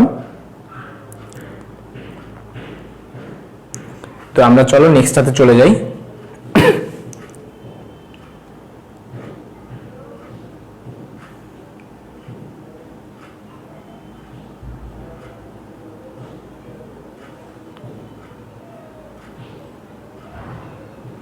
Two by 28 into 8.314 into 300। আচ্ছা রিফাত বলছো ভাইয়া 400 হয়। রিফাত তো একটু ভুল বলে ফেলছো। হ্যাঁ 500 চেয়ে একটু কম হবে, এক্সাক্ট 500 হবে না, কারণ আমি যে উপর থেকে বাড়াইছি নিচের থেকে বাড়াইছি, 500 চেয়ে কম হবে। আমি তো বলি না এক্সাক্ট আনসার 500। এই রিফাত ভুল বলছো, 403 না তো রিফাত। এই যে আমি ক্যালকুলেটরে বের করছি, এই যে তোমরা দেখো ক্যালকুলেটর কি দেখা যাচ্ছে, ফোকাস যদি করি ক্যালকুলেটরে, দেখছো 445। সো 403 না ভাইয়া, এটা অ্যাকচুয়ালি 500 চেয়ে কম হবে, বা 400 চেয়ে বেশি হবে তো বুঝাই যায়, 400 চেয়ে বেশি হবে তো বুঝাই যায়। ঠিক আছে, এটা 400 হবে না রিফাত। আচ্ছা যাই হোক, আমরা হচ্ছে নেক্সট ম্যাথে চলে যাই।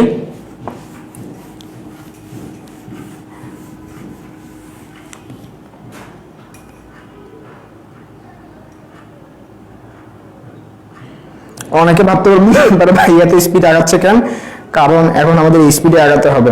আরেকটা কথা বলি তোমাদের, হচ্ছে এই টপিকটা, তোমাদের একটা টপিকের কথা বলি, এই টপিকটা হচ্ছে তোমরা বাদ দিয়ে দিবা। সেটা হলো এই যে গড় মুক্ত পথ আছে না, এই রিলেটেড প্রশ্ন আসে না। আমাদের সময় খালি একটা দিয়ে দিছিল 2016 সালে, বাট এই প্রশ্ন কখনো তোমাদের আসবে না। আই রিপিট, গড় মুক্ত পথ। আচ্ছা পড়াই দিই, কিছু বাদ রেখা লাভ নেই, পড়াই দিই, একটা অঙ্কই তো। এই যে আমাদের নেক্সট টাইপের নাম হলো, মানে ক্লাস একটু বড় হয়ে যাবে বাট পড়াই দিই, তাহলে অন্তত একটু শান্তি পাবে না ভাইয়া সব পড়াইছে। টাইপের নাম কি? গড় মুক্ত পথ। তো গড় মুক্ত পথের জন্য যে সূত্রগুলো আছে, যে ল্যামডা সমান 1 divided by pi sigma square N, আবার ল্যামডা সমান 1 divided by √2 pi sigma square N. তোমরা সবসময় ম্যাক্সওয়েলের সূত্রটা পড়বা, ঠিক আছে? ম্যাক্সওয়েল, আই রিপিট, এই বেটা, এই যে ক্লসিয়াস বেটা কি বলছে না বলছে এই ধার দেওয়ার দরকার নাই, ম্যাক্সওয়েল একটা তোমরা সূত্র দিয়ে অঙ্ক করবা। আচ্ছা, তো আমরা এখন ডিউ, আমাদের সময় একটা আসছে, আমি বলছিলাম যে আমাদের সময় ক্যালকুলেশন কিন্তু বহুত ঝামেলাওয়ালা অঙ্ক ছিল। এখন একটা অঙ্ক দেখাই, ঝামেলাওয়ালা, মোটামুটি ঝামেলাওয়ালা একটা অঙ্ক। একটি গ্যাস অণুর ব্যাস 2 × 10⁻⁻10 মিটার এবং প্রতি ঘন সেন্টিমিটার অণুর সংখ্যা, প্রতি ঘন সেন্টিমিটার অণুর সংখ্যা 3 × 10⁻19 হলে, 3 × 10⁻19 হলে গ্যাস অণুর গড় মুক্ত পথ কত? গ্যাস অণুর গড় মুক্ত পথ কত? এখন একটু কাহিনী বলি তোমাদেরকে। আমি একটু আগেই কি করলাম, ক্লসিয়াসেরটা কাইটা দিলাম, তাই না? এখন কাহিনী হলো, যদি ক্লসিয়াসেরটা, মানে দুইটাই সূত্র, এটাও একটা সূত্র এটাও একটা সূত্র, বাট ক্লসিয়াসেরটা আমরা তখনই ফলো করবো না যখন দেখবো ম্যাক্সওয়েলেরটা অপশনে পাবো। ম্যাক্সওয়েলেরটা অপশনে পাইলে আমরা ক্লসিয়াসেরটা দিয়ে করবো না, বাট ম্যাক্সওয়েলেরটা যদি তুমি এটা করো এটা অপশনে পাবা না। মানে ডিউতে যেটা দিছে এটা হলো ক্লসিয়াসের সূত্র দিয়া, মানে এটা তোমরা একটু প্যারা খাইতেছো, প্যারাটা আমরাও খাইছি, এটা আমাদের সময় আসা প্রশ্ন। ঠিক আছে, গড় মুক্ত পথ কত হবে? a = 3 × 10⁻³ b = 3 × 10⁻⁴ c = 3 × 10⁻⁵ R d = 6 × 10⁻⁶। তো খুবই ভেজাল লেভেলের একটা ক্যালকুলেশন তোমার মনে হতে পারে। আমি আবারও বলি, এটা ক্লসিয়াস, এটা ম্যাক্সওয়েল। এইটা যদি ম্যাক্সওয়েল দিয়ে করো অপশনে আনসার পাবা না। এই যে আমি মনে করি ডিউ পরীক্ষা, এটা তো আমি তোমাকে বলছি ম্যাক্সওয়েল দিয়ে করতে, তার মানে আমি নিজে ম্যাক্সওয়েল দিয়ে করছি, বাট ম্যাক্সওয়েল দিয়ে করে দেখে আনসার নাই। কি করবে? বসে থাকবা? আনসার নাই? নো, ক্লসিয়াস দিয়ে করবা। তার মানে আগে ম্যাক্সওয়েল ব্যাটারে প্রায়োরিটি দিবা, যদি দেখো যে ওই ব্যাটা নাই তাহলে কি করবা? ক্লসিয়াসের প্রায়োরিটি দিবা। ব্যাপারটা তো এরকমই। তাহলে আমি যেহেতু তোমাদের টাইম নষ্ট করতেছি না, ম্যাক্সওয়েল দিয়ে করে টাইম নষ্ট করতেছি না, কারণ এটা তো আমরা আগে থেকেই জানি ম্যাক্সওয়েল দিয়ে করলে আনসার বের হবে না, আমরা ক্লসিয়াস দিয়ে এটা সলভ করে ফেলবো। ঠিক আছে, এখন তোমরা বলতে ভাইয়া আমি তোর পরীক্ষা হলে কেমনে বুঝবো? পরীক্ষা হলে কিছু করার নাই, তোমার দুইভাবেই করতে হবে, ম্যাক্সওয়েল দিয়েও করতে হবে, ক্লসিয়াস দিয়েও করতে হবে, যদি ম্যাক্সওয়েল দিয়ে আনসার না থাকে। আর যদি কপাল ভালো হয়, যদি ম্যাক্সওয়েল দিয়ে মিলা যায়, মানে অপশন যদি থাকে, থাকলো। আচ্ছা, তো আমরা চলো বসাই দিই ভ্যালুগুলা।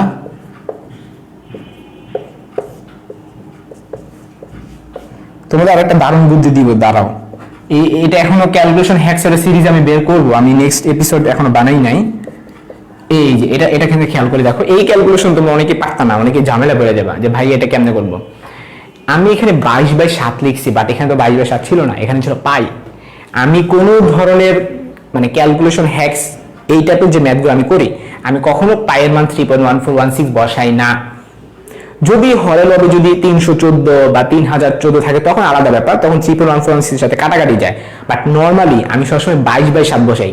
তোমাদেরকে আজকে একটা জিনিস মাথায় ঢুকাই দিতে চাচ্ছি, সেটা কি পাই এর মান অবজেক্টিভের ক্ষেত্রে কখনো 3.1416 বসাবা না। কত বসাবা? 22/7। এখন বলতে হবে ভাইয়া কেন? এটা ম্যাজিক হিসাবে কাজ করবে, ম্যাজিক, কারণ এই ভগ্নাংশ জিনিসটা তুমি খুব তাড়াতাড়ি করতে পারবে, 3.1416 জীবনে তাড়াতাড়ি করতে পারবে না। ক্লিয়ার? এইটা এখন চলো আমরা সলভ করার চেষ্টা করি। যেহেতু আমাদের পাওয়ার গুলো আমরা জানি, সো এটা খুব একটা প্রবলেম হবে না, কারণ যে পাওয়ার তো সব ভিন্ন ভিন্ন। বড় তো প্রবলেম কখন হয়? যখন পাওয়ার গুলা সেম থাকে, তখন বা একদম বাইরে হয়ে যায়। আর যদি পাওয়ার গুলো ভিন্ন থাকে তাড়াতাড়ি সলভ করা যায়। আচ্ছা চলো আমরা একটুখানি সলভ করার চেষ্টা করি। এই 7টা তাহলে উপরে চলে যাবে, 7 নিচে তাহলে কত থাকবো? 22 থাকবো, 2 স্কোয়ার করে 4 থাকবো, 10 টু দ্য পাওয়ার কইলা কত হইব? -16 থাকবো, তারপরে 3 থাকবো, আর 10 টু দ্য পাওয়ার 9 থাকবো। তাহলে এগুলোর সাথে এটা যদি ক্যালকুলেট করো, আর নিচে কত হয় বলো দেখি?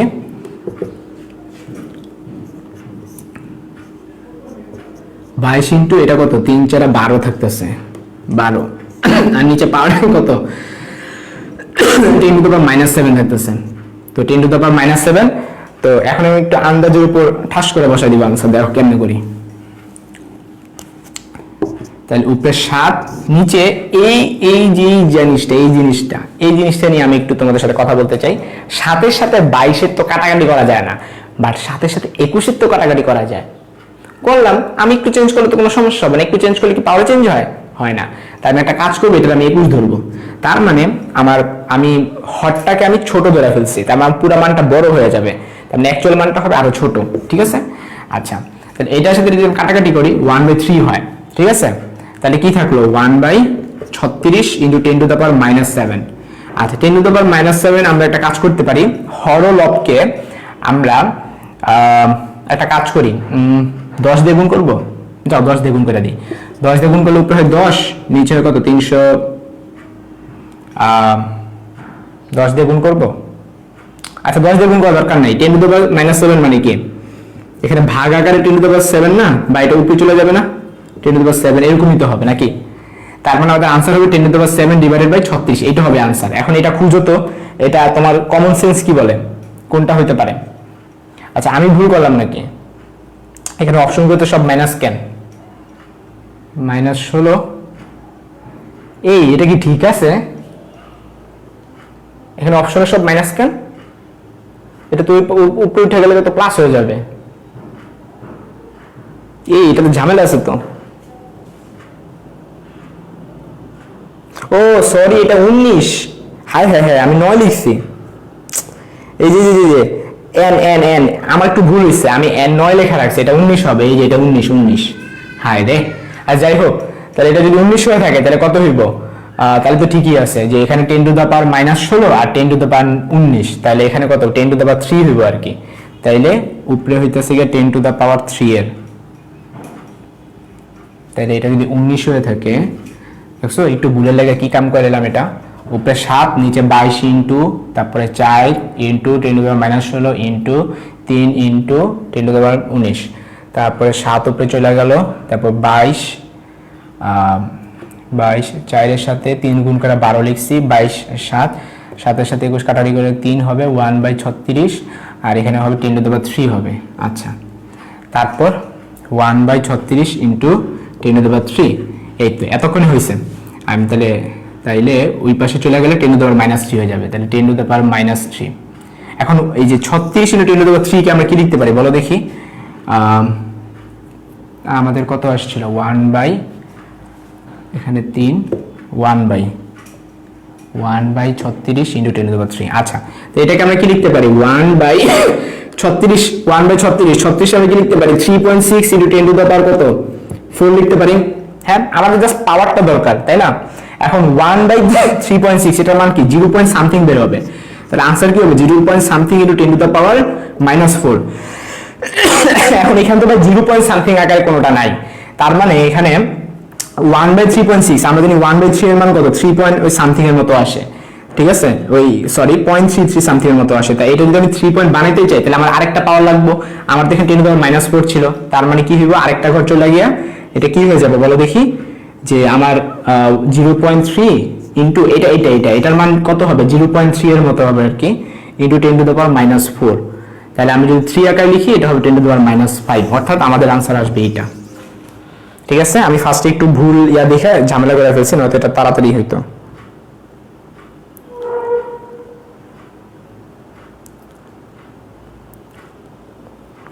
আচ্ছা দেখি তাহলে, আমার অঙ্ক হয়েছে তো যে 3 × 10⁻⁵, এটা হয়েছে তো। তাহলে আনসারটা হয়ে গেল যে আমাদের আনসারটা হবে সি। ওকে, আমি হচ্ছে এখানটাতে ছিল 19, আমি লিখছি প্রশ্ন, আমি ভুল তুলছি, আমি 9 লিখছি।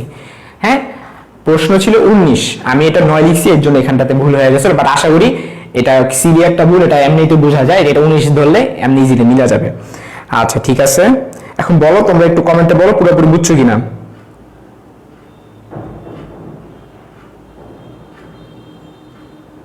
কমেন্টে বলো পুরোপুরি বুঝছো কিনা।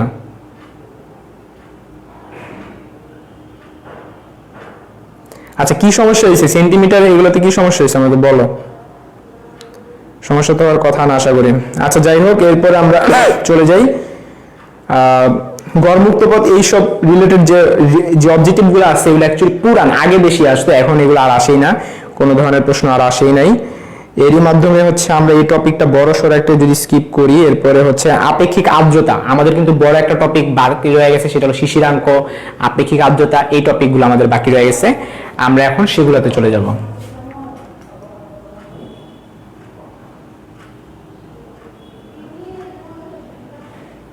আচ্ছা ঠিক আছে, অনেকে বলছে হ্যাঁ এখন ঠিক আছে। ওকে,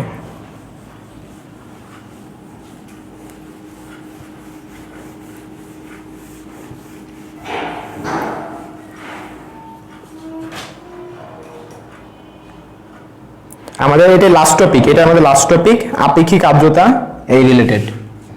এরপরে আমরা চলে যাব তাপগতিবিদ্যায়।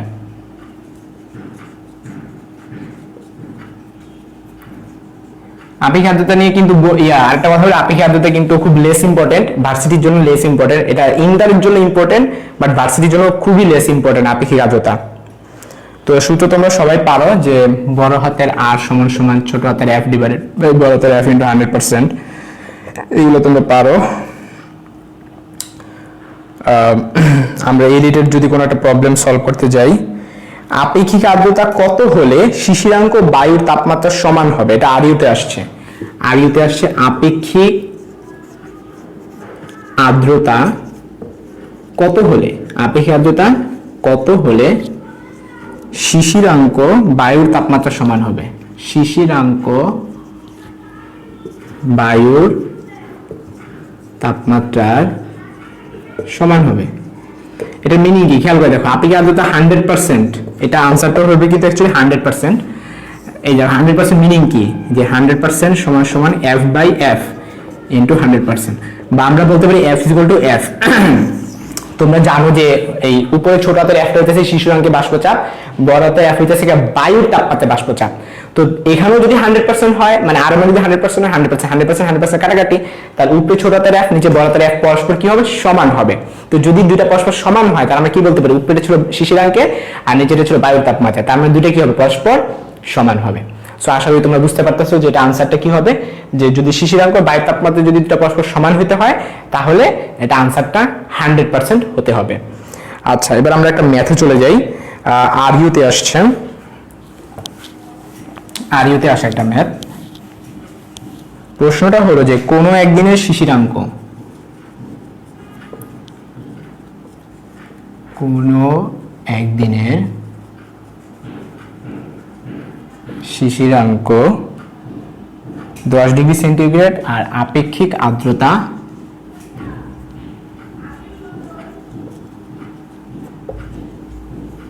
আপেক্ষিক আর্দ্রতা 70%, ওই দিনের বায়ু সম্পৃক্ত বাষ্পচাপ কত?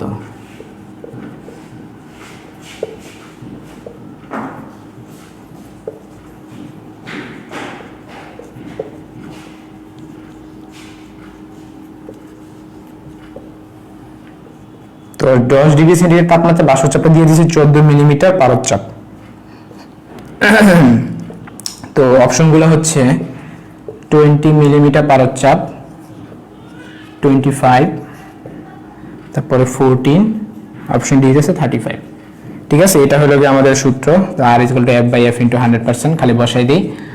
আমাদের আর্দ্রতা হলো 70%, তাহলে 70% সমান সমান আমাদের কিসের চাইছে, বায়ুটা চাইছে, মানে বড় তার এফেক্টটা চাইছে। ঠিক আছে, আর আমাদের শিশিরাঙ্কে যে 10 ডিগ্রি সেন্টিগ্রেড ছিল, এটা কার, খেয়াল করে দেখো, আমি ঠান্ডা মাথায় তোমাদেরকে একটু বুঝাই। সূত্র হইতেছে আর ইকুয়াল টু ছোট হাতের এফ ডিভাইড বাই বড় হাতের এফ। ছোট হাতের এফ হলো শিশিরাঙ্কে বাষ্পচাপ, শিশিরাঙ্ক বলে না, শিশিরাঙ্কে বাষ্পচাপ। শিশিরাঙ্ক হলো 10 ডিগ্রি সেন্টিগ্রেড, তাহলে 10 ডিগ্রি সেন্টিগ্রেডে যে বাষ্পচাপ ওইটা প্রশ্ন দিয়া দিছে। 10 ডিগ্রি সেন্টিগ্রেডে বাষ্পচাপ হলো 14, 10 ডিগ্রি সেন্টিগ্রেডে বাষ্পচাপ 14, তাহলে উপরে হবে 14। ঠিক আছে, আর নিচে হবে বড় হাতের এফ, যে মানটা আমরা জানি না ওটা আমরা বের করবো। নিচে হবে বড় হাতের এফ, এখানে হবে 100%। তাহলে আমরা যদি পার্সেন্টেজ গুলো যদি বাদ দিই, তাহলে আমরা ইজিলি কি লিখতে পারি, 0.7 সমান সমান 14 বাই এফ। তার মানে এফ ইজ কত হবে, 14 ডিভাইডেড বাই 0.7। তো এটা কাটাকাটি করলে কিন্তু ইজিলি বোঝা যায় এটা পিস হবে। এটা খুবই পান্তাবাদ।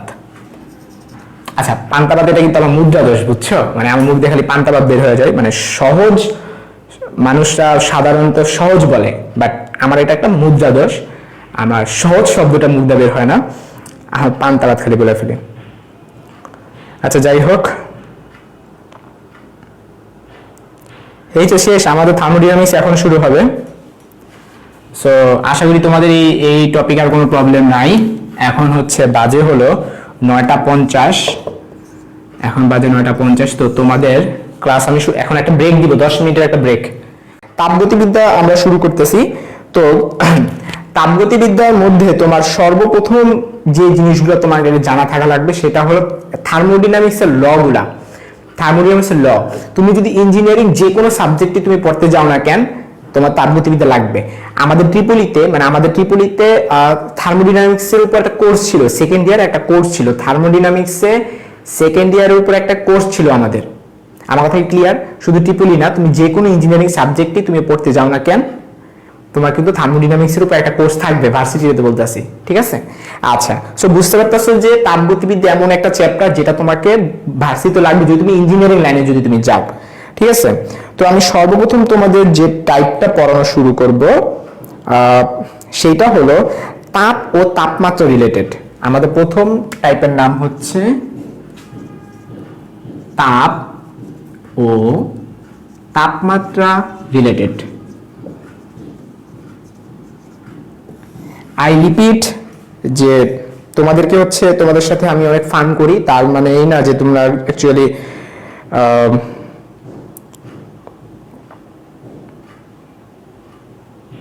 আচ্ছা ঠিক আছে, এখানে মেহরুন্নেসা, এখানে সরির কিছু নাই। মেহরুন্নেসা, আশা করি এভরিথিং ইজ ফাইন। মেহরুন্নেসা, এখানে সরির কিছু নাই। হ্যাঁ, আমরাও সরি, কারণ হচ্ছে আমরা অ্যাকচুয়ালি আমি হেসে ফেলছিলাম, সরি। আচ্ছা, যাই হোক, তো হচ্ছে আমরা হচ্ছে যদি সামনে আগাই, সেটা কি, সেটা হলো যে তাপ ও তাপমাত্রা রিলেটেড যেগুলো আছে সেগুলো হইতেছে তোমার ফারেনহাইট, কেলভিন এবং ডিগ্রি সেন্টিগ্রেড, এগুলা রিলেটেড। ফারেনহাইট, কেলভিন এবং ডিগ্রি সেন্টিগ্রেড, এই রিলেটেড গুলা। তো তোমরা সূত্রগুলো কিন্তু পারো, তোমরা সেই ক্লাস 9-10 শিখে আসছিলা যে C/5, হ্যাঁ, F মাইনাস। তোমরা জানো যে এখানে ফারেনহাইট, সেলসিয়াস এবং কেলভিন মধ্যে কিন্তু আরো কিছু টেম্পারেচার এই স্কেল আছে, ওগুলো কিন্তু নরমালি ইউজ করি না। যেমন তোমরা যদি খুলো, তোমরা যাদের সামনে বই আছে, মেইন বুকটা আছে, 310 পৃষ্ঠা খুলো, 310 পৃষ্ঠা তোমরা পাবা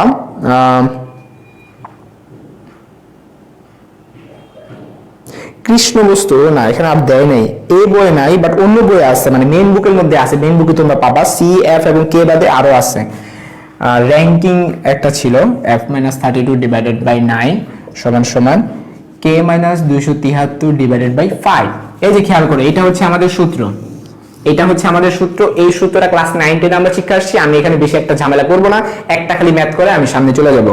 এখান থেকে আমরা কোন ম্যাথটা করব বলো দেখি? আমরা এখান থেকে এই টাইপের তো কোনো ম্যাথই দেয় নাই। হাই হাই, এখানে তো এই টাইপের কোনো ম্যাথই দেয় নাই, এখানে সব থিওরিটিক্যাল। আরেকটা কথা হলো তাপগতিবিদ্যার প্রথম যে টপিকটাতে, মানে এখানে দেখো সব থিওরিটিক্যাল প্রশ্ন বেশি, হ্যাঁ, থিওরিটিক্যাল। আচ্ছা, তারপরে Q = mLF, এটা আমি এখন শিখাবো, একটা মিনিট ওয়েট। এখানে সব সিরিয়ালে একরকম করে দিয়ে দিচ্ছে। আচ্ছা তোমাদের একটা অবজেক্টিভ বলে, এটা তোমরা পারো, যে পানির ত্রৈধ বিন্দুটা কত বলো তো? 273.16 কেলভিন। এটা সবাই মুখস্থ রাখবা। পানির ত্রৈধ বিন্দু বা ট্রিপল পয়েন্ট 273.16, এটা মুখস্থ রাখবা। তারপর হচ্ছে ত্রুটিপূর্ণ থার্মোমিটার যে ম্যাথগুলা, এই রিলেটেড আমি কোনো ম্যাথ হচ্ছে আমি আপাতত দেখাইলাম না, কারণ এটা তোমরা 9 10 এ করে আসছো, এটা আমি স্কিপ করতেছি। আমি আবারও বলি, c/5 = f - 32/9 = k - 273/5। এই যে টপিকটা আছে, এই টপিকটা হচ্ছে আমি স্কিপ করতেছি, ঠিক আছে? এই স্কিপটা, এটাকে আমি স্কিপ করতেছি, এটা আমরা 9 10 এ পড়ে আসছি, এগুলো নিয়ে এত প্যারা খাওয়া লাগবে না, এটা ডিরেক্টলি মান বসানোর অঙ্ক। ওকে, আচ্ছা এরপরে হচ্ছে আমরা যেটা যাব সেটা হলো যে নেক্সট যে টপিকটা, সেটা হচ্ছে থার্মোমিটার রিলেটেড, ত্রুটিপূর্ণ থার্মোমিটার। আমাদের নেক্সট টাইপটার নাম কি? ত্রুটিপূর্ণ থার্মোমিটার।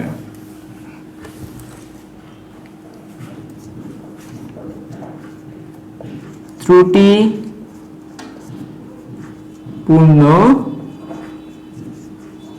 থার্মোমিটার।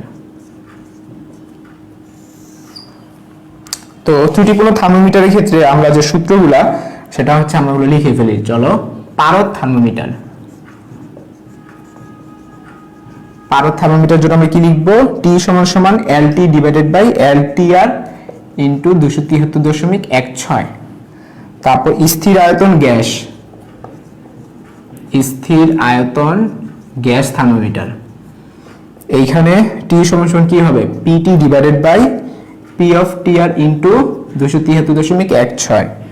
তারপর স্থির চাপ, আমি যা সূত্র শিখাচ্ছি, হ্যাঁ, gas thermometer T = V(T) / V(TR) × 273.16।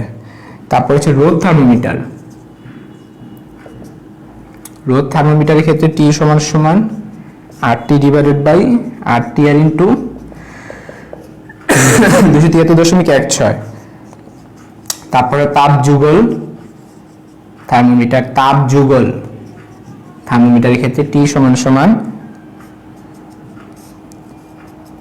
ET / ETR × 273.16। এটা হচ্ছে আমাদের সূত্রগুলো। আমি একটু ব্যাখ্যা করি, এই সূত্রগুলো ব্যাখ্যা করি। ফার্স্টে হলো পারদ থার্মোমিটার। পারদ থার্মোমিটারটা অ্যাকচুয়ালি কি বোঝাচ্ছে? যে উপরে হলো LT, নিচে হলো LTR। এই TR মানে হচ্ছে ট্রিপল পয়েন্ট। TR মানে কি? Triple point. একটা মজার ব্যাপার হলো সবগুলোতে নিচে TR লেখা আছে, সবগুলোতে নিচে TR লেখা আছে। তার মানে প্রত্যেকটা আমার থার্মোমিটার কয় প্রকার? 1 2 3 4 5, এই যে 5 প্রকার থার্মোমিটার আমি লিখলাম, প্রত্যেকটাতে নিচে কোনটা হবে? ট্রিপল পয়েন্টের জন্য হবে।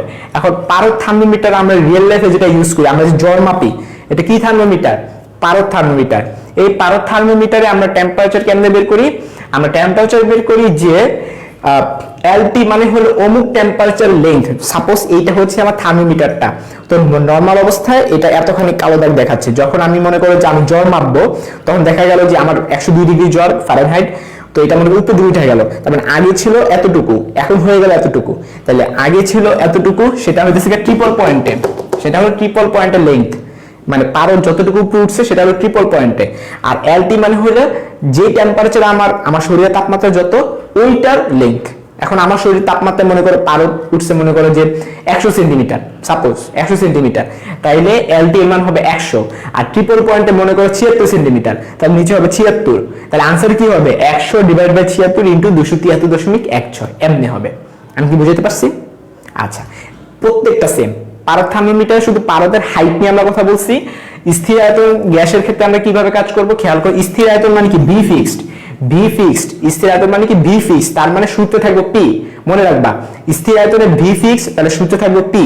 এই যে পি অফ ওই temperature pressure divided by triple পয়েন্টে প্রেসার। তারপরে খেয়াল করো স্থির চাপ। চাপ বললে ওইখানে হবে ভি, কারণ প্রেসার তো ফিক্সড, প্রেসার তো চেঞ্জ হবে না। স্থির চাপ মানে কি? এখানে আবার পি দিও না, এখানে পি দিলে তো ভুলই হয়ে গেল, কারণ চাপ তো ফিক্সড। অনুপাত তো তাহলে হবে না, তাহলে অনুপাত হবে কার? আয়তনের। খেয়াল করে দেখো, উপরে হচ্ছে টেম্পারেচারে আর নিচে হচ্ছে ট্রিপল পয়েন্টে, এটাও গেল।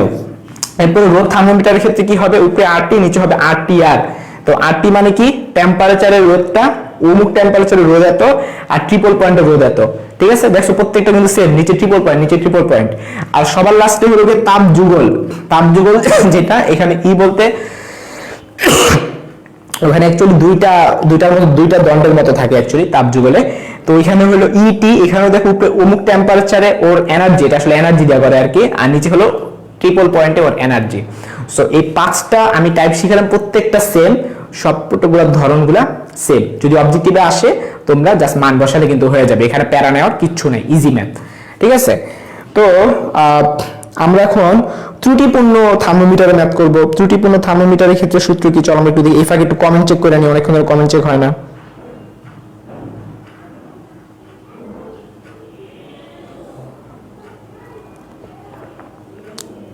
আচ্ছা তোমরা প্লিজ এইখানে কমেন্টের মধ্যে আড্ডা দিও না এখন, ঠিক আছে? আড্ডা দেওয়ার সময় শেষ, কমেন্টের মধ্যে কেউ এক্সট্রা কথা বললো না, তোমরা একটু ক্লাসে মনোযোগ দাও।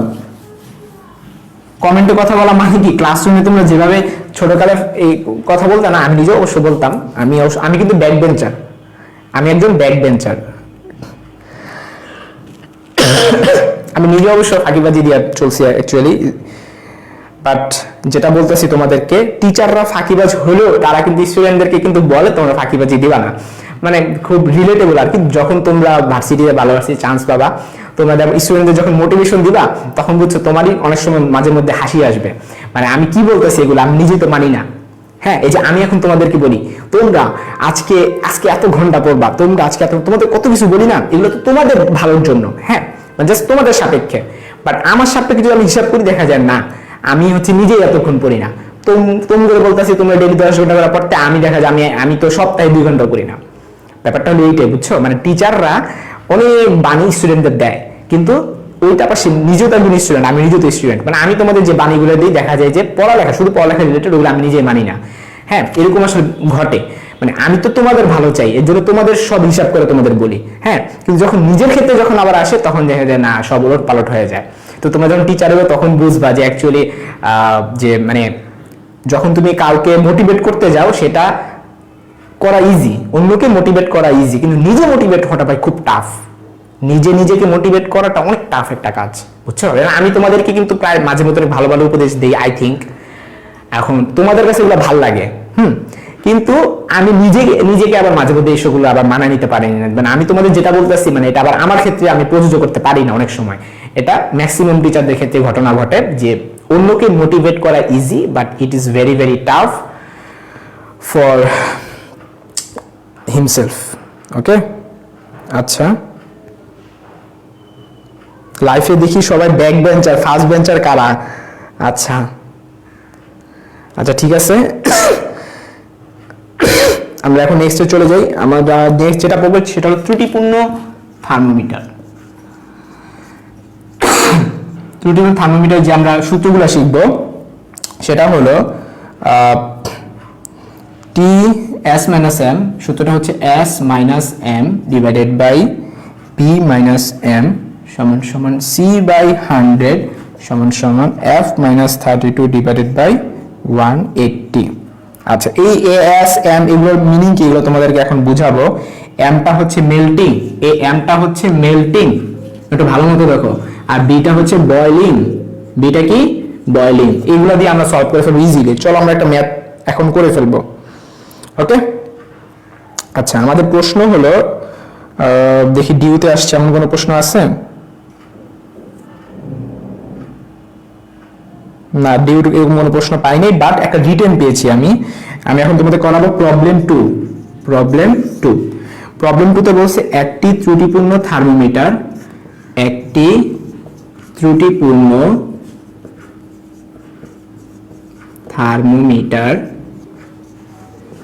বরফ বিন্দু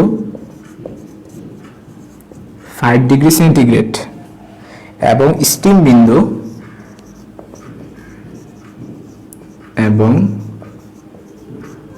বিন্দু হচ্ছে 115 ডিগ্রি সেন্টিগ্রেড। কোন বস্তুর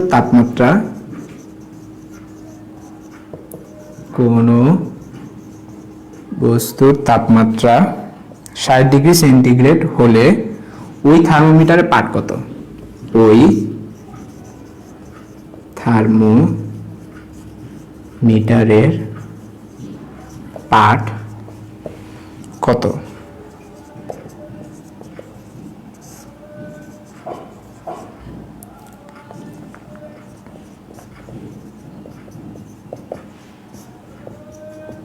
আচ্ছা, তো দেখো তোমরা বোর্ডে আশা করি পুরোটা দেখতে পারতেছো। আমি এখন তোমাদের বুঝাই দিই এক টানের উপর।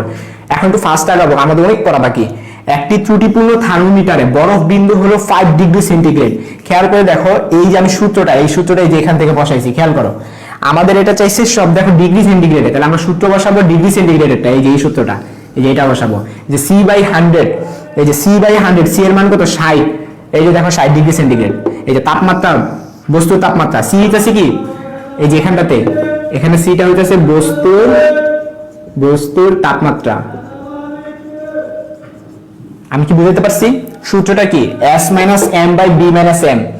এখানে S মানে হইতাছে যে থার্মোমিটারের পার্ট, S মানে কি থার্মোমিটারের পার্ট, S মানে কি থার্মোমিটারের পার্ট। তারপরে M মানে কি মেল্টিং পয়েন্ট, এখানে মেল্টিং পয়েন্ট কত 5 ডিগ্রি সেন্টিগ্রেড, এই যে দেখো 5 হইছে, এই যে S - m, S - 5 divided by boiling point, boiling point কত 115 ডিগ্রি সেন্টিগ্রেড, তাহলে এখানে 115 হবে, এই যে 115।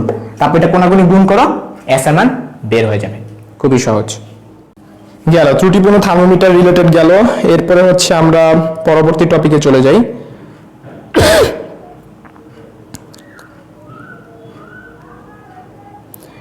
আমাদের নেক্সট টপিকটা হলো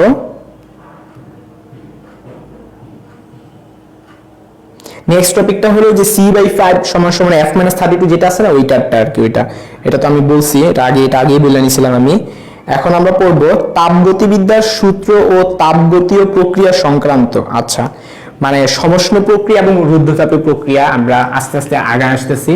যে এখানে একটা গ্রাফ দিছে, এটা পেজ নং হচ্ছে 316 পেজ, 316 পেজে আমি এখন পড়াবো রিটেন 1, 316 পেজের রিটেন 1।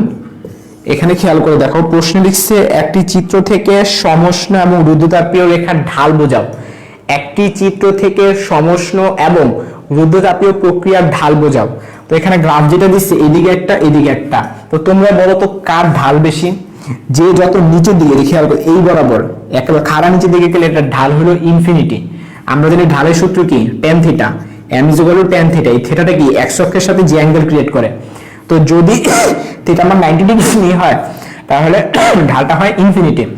আর থিটাটা যদি খেয়াল করে দেখো, এইটারটা আর এটারটা যদি আমরা থিটা যদি হিসাব করে দেখি, এটা কিন্তু খুব স্লোলি নিচে নামতেছে আর এটা খুব ফাস্ট নিচে নামতেছে। তার মানে আমরা কি বলবো, এটার ঢাল বেশি, এটার ঢাল বেশি। মনে রাখবা, যার ঢাল বেশি হয়ে থাকে সে হচ্ছে রুদ্ধতাপীয়। কি, যার ঢাল বেশি হয়ে থাকে সে রুদ্ধতাপীয়। তার মানে এই গ্রাফের ক্ষেত্রে এইটা হবে সমষ্ণ আর এইটা হবে রুদ্ধতাপীয়। এটাই ছিল আমাদের প্রশ্ন। তারপর আমরা এখন তাপগতিবিদ্যার সূত্র সংক্রান্ততে চলে যাচ্ছি। তাপগতিবিদ্যার সূত্র সংক্রান্ত আমাদের টাইপের নাম কি? আমাদের টাইপের নাম হচ্ছে তাপগতিবিদ্যার সূত্র।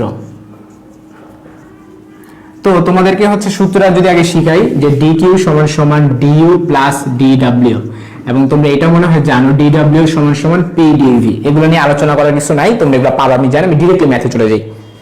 তো JU তে আসছে, JU 18-19 আসছে, এমন একটা ম্যাথ এখন আমরা করব।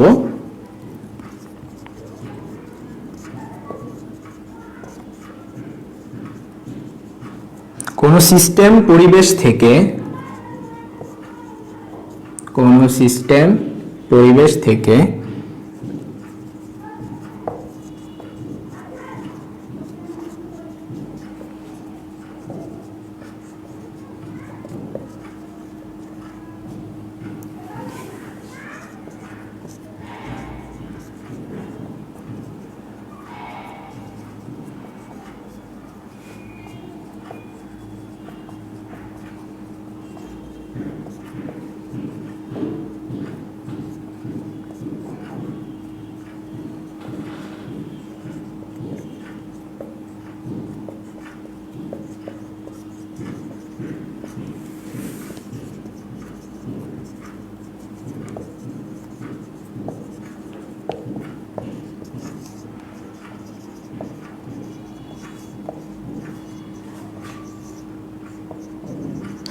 এতক্ষণ ক্লাস করলে আসলে বোরিং লাগে, আমি জানি তোমাদের অনেকে মনে হয় বোরিং লাগতেছে। আমি বলবো ভাই বোরিং লাগুক, তাও জোর করে থাকো। আমি আবারও বলি, বোরিং লাগতেছে লাগুক, জোর করে খিচটাই না ক্লাস করো, দেখবে কিছু না কিছুটা হলো শিখবা। মানে আরেকটা কথা হলো শিখো বা যাই করো, তুমি যদি এখন ক্লাস না করো, আমি এটা মোটামুটি শিখ, তুমি এই টাইমটা ফাউ টাইম নষ্ট করবা। তোমরা যদি এখন ক্লাসে না থাকো, আমি মোটামুটি শিওর হয় কেউ ঘুমাইবা, নয়তো কেউ ফেসবুক চালাইবা, মানে ফাউ টাইম নষ্ট হইবই মোটামুটি শিওর। যাই হোক, যদি বোরিং লাগে তাও একটু কষ্ট করে থাকো ভাই, কিছু করার নেই। এই লাস্ট টাইমটা এরকম, লাস্ট টাইমটা এইভাবে খিচটাই না থাকতে হয়, ভাল লাগুক না লাগুক খিচটাই না থাকতে হয়। এখন তোমার ভাল লাগার সময় না, এখন তুমি পড়ে মজা পেতেছো কিনা ওই সময় না। তোমার হাতে যদি 1 বছর টাইম থাকতো তাহলে তুমি হইতাছে যে মানে বুঝা ডিটেলস ঢুকা পড়তা, রিল্যাক্স মোডে পড়তা। এখন তোমার রিল্যাক্স মোডে পড়ার কোনো টাইম নাই, এখন তোমাকে খিচ টাইম না পড়তে হবে, যেটাকে বলে খিচ টাইম না পড়া, মানে ভাল লাগুক না লাগুক আমাকে পড়তে হবে, এর জন্য আমি পড়তেছি। এখন এরকম করে করতে হবে, কিছু করার নেই, কষ্ট লাগলেও কিছু করার নেই। যাই হোক, আমরা চলো যে প্রবলেমটা সলভ করার আগে দিয়ে একটা থিওরি শিখে নেই, সেটা হলো যে কখন কোনটা পজিটিভ হয়। ডিকিউ সমান সমান DU plus DW, positive negative. Number 1, এই যে ডিইউ অন্তস্থ শক্তি বাড়লে, অন্তস্থ এগুলো লিখে নাও, এগুলো লাগবে। শক্তি বাড়লে ডিইউটা কি হবে? পজিটিভ, আর কমলে ডিইউটা হবে নেগেটিভ। তো ডিইউ মানে কি? অন্তস্থ শক্তি। মনে রাখবো, অন্তস্থ শক্তির সাথে কার রিলেশন? Temperature relation. এটার সাথে কার রিলেশন? টেম্পারেচারের রিলেশন, টেম্পারেচার রিলেশন। আচ্ছা, এরপরে 2 নম্বরে চলে আসো। 2 নম্বরে হচ্ছে ডিকিউ আর একটা হলো ডিডব্লিউ। এই প্রশ্নটা পড়া আমি তোমাদের ডিকিউটা বুঝাই দিব। কি বলছে? কোন সিস্টেম পরিবেশ থেকে 800 জুল তাপ শক্তি শোষণ করা, এই যে খেয়াল করো, শোষণ করছে। তুমি আমাকে একটা সিস্টেম কল্পনা করো, মানে আমি একটা সিস্টেম, হ্যাঁ, মানে আমি একটা যন্ত্র। এখন আমি যদি পরিবেশ থেকে তাপ নেই, এটাকে আমি নিচ্ছি, আমি শোষণ করতেছি। খেয়াল করে একটা জিনিস, আমরা তো মেইন সূত্র জানি যে ডিকিউ সমান ডিইউ প্লাস ডিডব্লিউ। আগে পুরো প্রশ্নটা পড়ি, যে শোষণ করে অন্তস্থ শক্তি 500 জুল বৃদ্ধি পেল, তার মানে এই অঙ্কে 100% শিওর ডিইউ মান হবে 500, ঠিক কিনা? আচ্ছা, আর তাপ শক্তি আমরা কি করছি? আমরা তাপ শক্তিটা শোষণ করছি। এখন এই জিনিসটা মনে রাখবা, শোষণ মানে পজিটিভ, শোষণ মানে কি? পজিটিভ। এখন আমি যদি তাপ নেই, আমার কি তাপ বাড়ছে না? আমি গরম হইছি না, তাই না? আমি যদি পরিবেশ থেকে তাপ নেই, আমি তো গরম হয়েছি, আমার তো টেম্পারেচার বাড়ছে, বা আমার হিট আমি গ্রহণ করছি, তখন সেক্ষেত্রে ডিকিউ হবে পজিটিভ।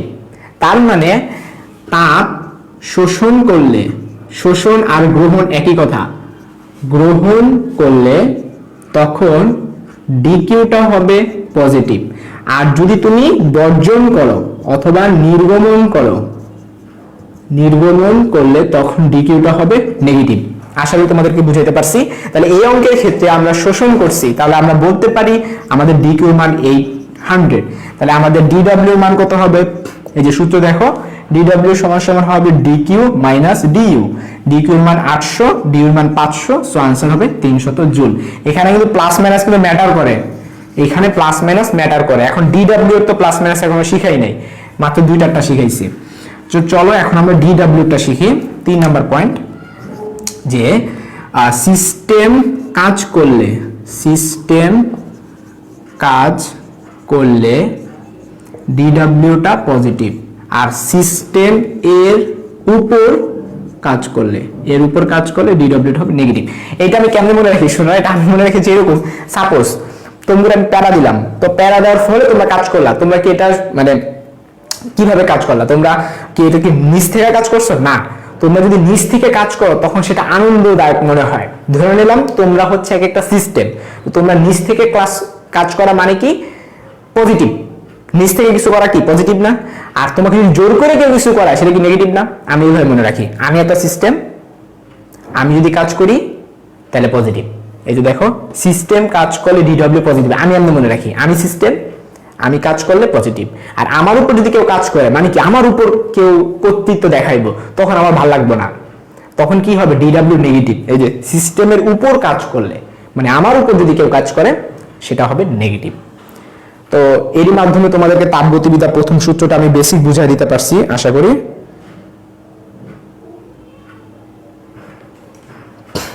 ফেমাস ম্যাথ এই চ্যাপ্টারের, হ্যাঁ এই চ্যাপ্টারে আসলে ফেমাস ম্যাথ। আমরা চলো নেক্সট টপিকে চলে যাই। আচ্ছা, এখন স্টিল 80 জন আমাদের সাথে যুক্ত আছো, অর্থাৎ 80 জনের চেয়ে কমতেছো না, গুড। তোমরা থাইকো, 80 জন লাস্ট পর্যন্ত থাইকো। তো আমাদের তাপগতিবিদ্যার প্রথমটা শেষ হলো। এরপরে আমরা সমষ্ণ প্রক্রিয়া চলে যাব। আমরা এখন কি শিখবো? আমাদের টাইপের নাম হচ্ছে সমষ্ণ প্রক্রিয়া। সমষ্ণ প্রক্রিয়া। তো চলো সমষ্ণ শব্দটা সন্ধি বিচ্ছেদ করো। এটা সন্ধি বিচ্ছেদ করলে কি হয়? সম যোগ উষ্ণ। তো একটু আগে তোমাদের মনে আছে আমি 3টা টাইপ লিখে দিয়েছিলাম ডিইউ তে, যে সেকেন্ড ব্র্যাকেট দিয়ে কি লিখছিলাম, যে টেম্পারেচারের সাথে রিলেটেড রিলেশন, মনে আছে? একটু আগে লিখে দিয়েছিলাম টেম্পারেচারের সাথে রিলেশন। এখন সমষ্ণের ক্ষেত্রে কি হয়? সম উষ্ণ মানে টেম্পারেচার ফিক্সড। এটা তো আমাদের সূত্র, তাই না? তো ডিইউ মানে কি? টেম্পারেচারের সাথে রিলেশন। ডিইউ মানে কি? অভ্যন্তরীণ শক্তির পরিবর্তন। তোমার যদি টেম্পারেচার যদি চেঞ্জ না হয় তাহলে তোমার অভ্যন্তরীণ শক্তি পরিবর্তন হবে না। তাহলে সমষ্ণ প্রক্রিয়ার ক্ষেত্রে ডিইউ ইকুয়াল টু 0। লিখা নাও সমষ্ণ প্রক্রিয়ায় ডিইউ এর মান 0, তাইলে ডিকিউ সমান সমান ডিডব্লিউ। এটা অবশ্যই মুখস্থ রাখবা, ঠিক আছে? এরপর আমরা চলে যাই রুদ্ধতাপীয়টা, এক ঢিলে বুঝাই ফেলি। রুদ্ধতাপীয় প্রক্রিয়ায় আমাদের যে ডিকিউ এটার মান থাকে 0। রুদ্ধতাপীয় প্রক্রিয়ায় ডিকিউ এর মান 0। তাহলে আমরা কি জানি? ডিকিউ সমান সমান ডিইউ প্লাস ডিডব্লিউ, বা 0 সমান সমান ডিইউ প্লাস ডিডব্লিউ, বা ডিইউ সমান সমান মাইনাস অফ ডিডব্লিউ। তার মানে কি? আমাদের অভ্যন্তরীণ শক্তি কিন্তু হ্রাস পাবে, তার মানে U1 বড় হবে। তাহলে আমরা এটা বলতে পারি যে রুদ্ধতাপীয় প্রক্রিয়ায় অভ্যন্তরীণ শক্তি হ্রাস পায়, ঠিক আছে? এগুলো অবশ্যই মনে রাখবা, এগুলি অবশ্যই মনে রাখবা। আর হচ্ছে গ্রাফ রিলেটেড কার্নো ইঞ্জিনের ওগুলো আছে, কার্নো ইঞ্জিন তো এখনো পরে, এখন না।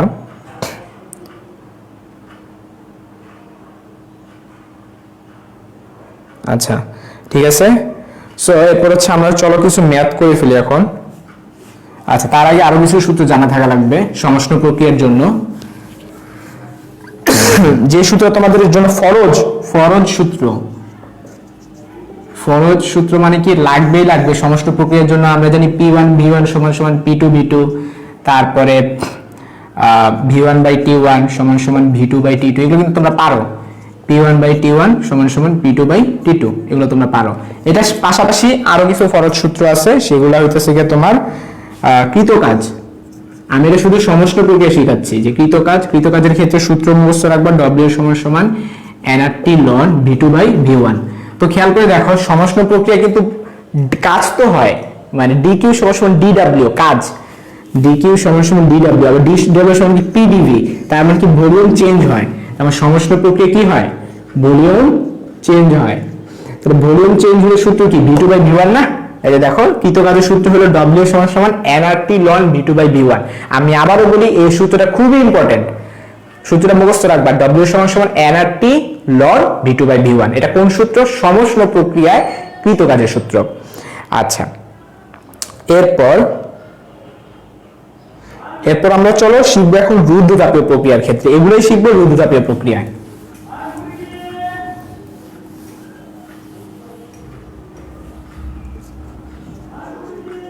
আমাদের টাইপটা হচ্ছে এখন রুদ্ধতাপীয়।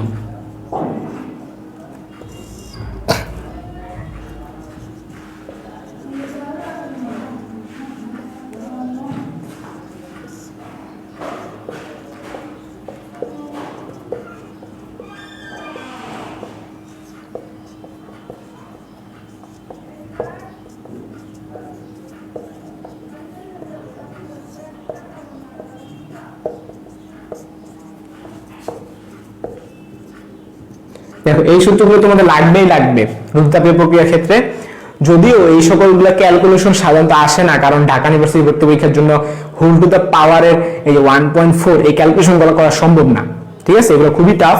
তবে হোল টু দ্য পাওয়ার যদি something x whole to the power যদি 1.5 থাকে, তো এটাকে আমরা কি লিখতে পারি? x two the power 1 plus into x two the পাওয়ার 0.5, এইভাবে আমরা বলতে পারি। তখন এটা ভাঙা লেখা যায়, হ্যাঁ এটা লেখা যায়। আবার x টু দ্য পাওয়ার মনে করো 2.5, এটাও করা যাবে। কেন করা যাবে? x two the power 1.5 x two the পাওয়ার 2 যোগ 0.5, তখন আমরা কি লিখবো? x two the power 2 into x two the পাওয়ার 0.5। তো মানে x স্কয়ার করবা রুট ওভার x করবা। দেখো এগুলো কিন্তু ইজি, হ্যাঁ, মানে হোল টু দ্য পাওয়ার। আমি এখানে ক্যালকুলেশন হ্যাক্সের আলাদা কোনো ভিডিওটা বানানোর প্রয়োজন নাই, এটা কারণ হলো হোল টু দা পাওয়ারের ক্ষেত্রে যেগুলা 0.5 ওয়ালা আছে সেগুলা তোমরা পারো, যদি না পেরে থাকো আমি সমস্যা না, আমি ক্যালকুলেশন হ্যাক্সে একটা ভিডিও বানাই দিব না হোল টু দা পাওয়ার নিয়ে। বাট আমি বলবো আপাতত এগুলো তো প্যারা খাওয়ার দরকার নাই, কারণ whole to the power related কিছু আসবে না, যদি আসে এইগুলো আসবে, এই যেগুলো তো দেখাই দিলাম, ঠিক আছে, যদি আসে এগুলো আসবে। এখন এই যে সূত্রগুলো বললাম এগুলো জাস্ট মুখস্থ রাখো ভাই, এগুলো রিটার্নের জন্য কাজে লাগবে, এগুলো আনসার দশমিক আকারে বের করার দরকার নেই, এগুলোর আনসার দশমিক আকারে বের করার দরকার নেই। মানে সাপোজ এই যে মানগুলো যে বসাবে এরকম আসলো 1.4 হোল টু দা পাওয়ার 0.4, তুমি জীবন এটা বের করতে পারবে? আমি পারবো? 1.4 হোল টু দা পাওয়ার 0.4 আমি পারবো? এটা আমি পারবো না, সম্ভব না। তার মানে পরীক্ষার হলে যদি আসে এইটাকেই আনসার লিখে দিবা, পাকনামি করে আবার ওই কোনো বাইকটার করতে যায় না। আমার কথা ক্লিয়ার? পরীক্ষার হলে কিন্তু যদি 0.5 দিত তাইলে একটা কথা ছিল যে হয় এটা রুট করব, তো 1.4 এর রুট করাই যায়, 14 এর রুট ট্রাই করতে পারবো না? পারবা। বা 16 যদি থাকতো 1.6, 14 বলা উচিত না, 1.6 কে যদি হোল টু দা পাওয়ার দিলে 0.5 দেই তাহলে 16 এ রুট করো, 16 রুট করলে কত হয়? 4 হয়, কিন্তু দশমিক থাকার কারণে এটা 0.4 হবে, এটা মানে হবে এটা। ক্লিয়ার? আচ্ছা, এবার 64 যদি তোমাদের করতে বলি, 64 এর আমরা হোল টু দা পাওয়ার 2.5 করে হবে, এটা কত হবে?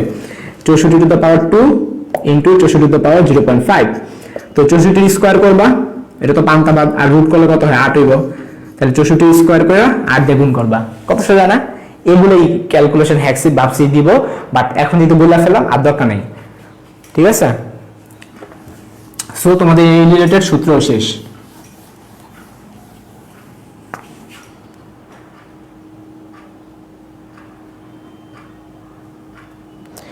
এরপর আমাদের টাইপের নাম হলো মোলার তাপ ধারণ ক্ষমতা।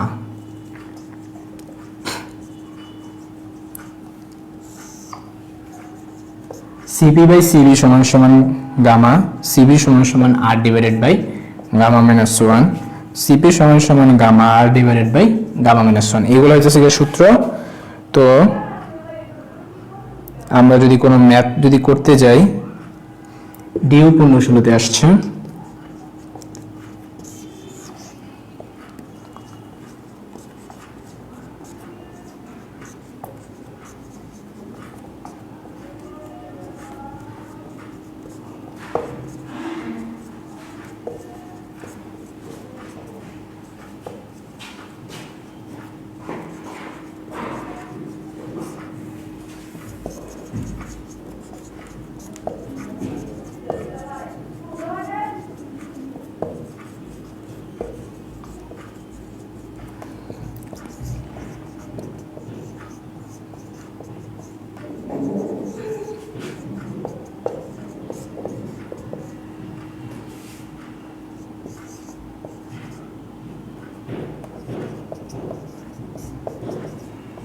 দেখো এটা যদি রিটেনে আসে তাহলে কেন করবা, এটা যদি অবজেক্টিভ আসে তাহলে তো ডাইরেক্ট এই যে এইটা, তো এই যে এইটা ডাইরেক্ট। আমার প্রশ্ন হলো রিটেনে আসলে, এটা ডিউতে 15-16 আসছে, আমাদের আগের বছরে আসছে। আচ্ছা মুরগি কি, মুরগি এখানে মুরগি আসলো কই থেকে? এই ক্লাসের মধ্যে কোনো মুরগি ঢুকছে? আচ্ছা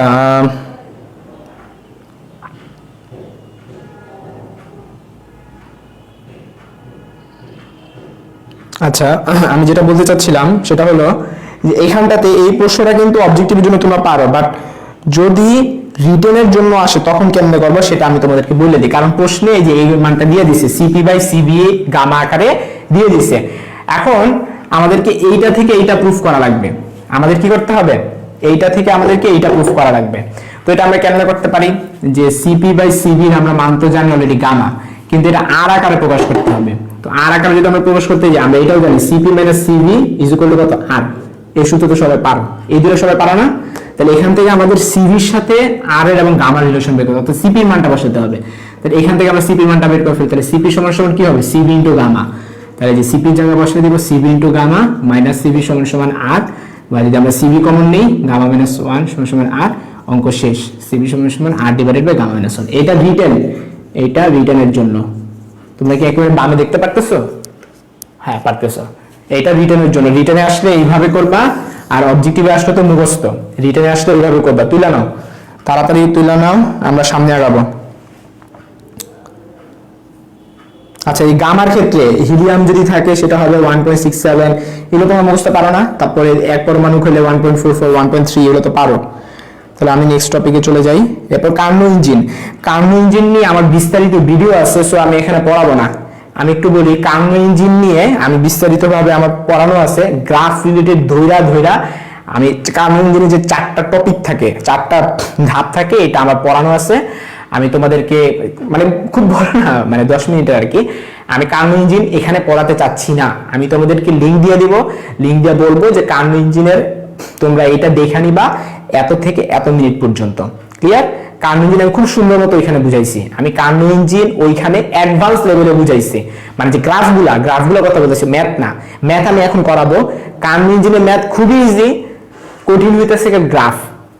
এই যে গ্রাফের যে প্রত্যেকটা ব্যাখ্যা, থিওরিটিক্যাল ব্যাখ্যা ধরে ব্যাখ্যা আমি ভিডিওতে বুঝাইছি, যে কেন হচ্ছে টিএস ডায়াগ্রাম কেন কিরকম হয়, পিভি ডায়াগ্রাম কেমন হয়। টিএস ডায়াগ্রাম তো কোনো বই নেই, আমি ওটা তাও শিখাইছি। ঠিক আছে, মানে একটু অ্যাডভান্স লেভেলে সুন্দর করে বোঝানোর চেষ্টা করছি। তো আমি তোমাদেরকে লিঙ্কটা দিয়ে দিব। আর ম্যাথ কিন্তু আমি করাই নাই ওই ভিডিওতে, কিন্তু কার্নো ইঞ্জিনের ম্যাথ পাবা না। তাহলে আমি একটু ফিনিশিংটা নিই। কার্নো ইঞ্জিনের থিওরি যেগুলো আছে, মানে যেগুলো গ্রাফ, শুধুমাত্র গ্রাফ, ওইটা আমি লিঙ্ক দিয়ে দিব।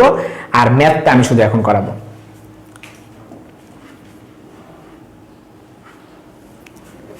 তো ম্যাথ করতে গেলে ওই থিওরিগুলো তোমাদের লাগবে না, বুঝছো, এর জন্য আর কি। তো আমি তোমাদের বলি, ঢাকা ইউনিভার্সিটি যে ফিজিক্সের একেবারে সফটওয়্যার ম্যাথমেটিক্যাল আসে না, কিছু তো থিওরিটিক্যাল আসে, হলো অনুধাবনমূলক, এগুলা কার্নো ইঞ্জিন থেকে দিয়ে দিতে পারে। অনুধাবনমূলক কিছু প্রশ্ন কার্নো ইঞ্জিন থেকে দিয়ে দিতে পারে। তো আমরা চলো কার্নো ইঞ্জিনের সূত্রগুলো আগে শিখি। আমরা সূত্র জানি ইটা সমান সমান 1 - T2/T1, আবার এটাও জানি 1 - Q2/Q1। এটা মুখস্থ রাখবা, এই সূত্রটা কার্নো ইঞ্জিনের জন্য ফরজ। কার্নো ইঞ্জিন টপিকের ফরজ সূত্র। সূত্রটা কি? একটি কার্নো ইঞ্জিনের দক্ষতা 50% যদি উৎসের তাপমাত্রা, এখন উৎসের তাপমাত্রা মানে কি মনে রাখবা, উৎসের তাপমাত্রাটা এই যে এটা হলো উৎস, আর T2 হইতেছে গ্রাহক। ঠিক আছে, আমি বোর্ডে মনে উপরে লেখা ফেলছি মনে হয়, দেখতে পারতেছো? যাই হোক, তুমি বুঝছো তো, T2 হইতেছে গ্রাহক আর T1 হলো উৎস। যদি উৎসের তাপমাত্রা কই গেল 27 ডিগ্রি সেন্টিগ্রেড হয়,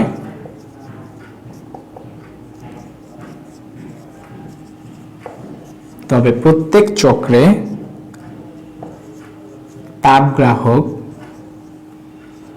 কে তাপ বর্জন কত?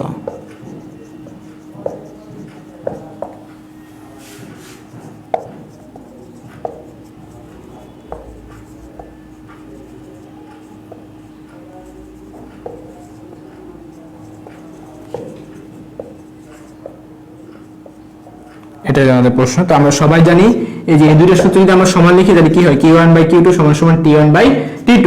তাহলে এখানে খেয়াল করে দেখো যে আচ্ছা, এখান থেকে আমাদের কি এটা কি লাগবে নাকি? এটা তো দরকার নেই, এটা ডাইরেক্টলি করা যায়।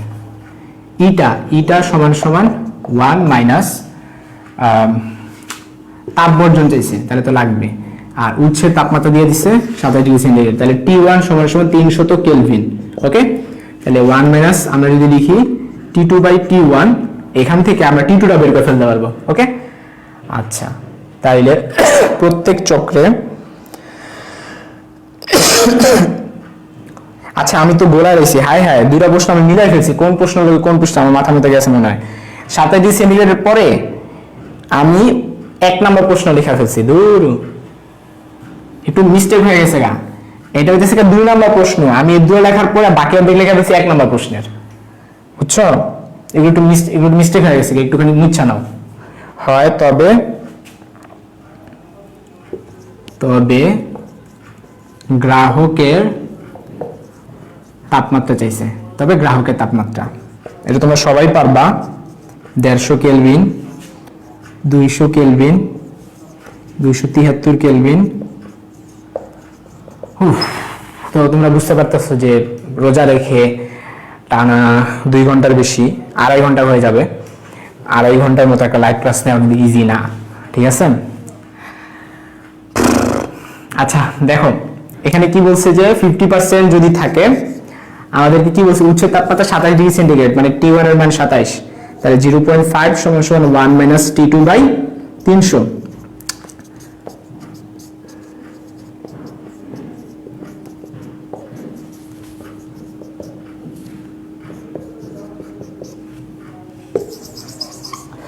আমি একটু কথা কম বলি তাহলে ভালো হবে। শেষ আমাদের কাম ইঞ্জিন, এখানে আর কিছু নাই। এরপর রেফ্রিজারেটর, এরপরে এন্ট্রপি, এরপরে শেষ। আমাদের দুইটা টপিক বাকি, একটা হলো রেফ্রিজারেটর আর একটা হলো এন্ট্রপি। আমি অনেকক্ষণ কমেন্ট চেক করি না, এখন কমেন্টে চলে যাই। আমাদের নেক্সট টপিকের নাম হলো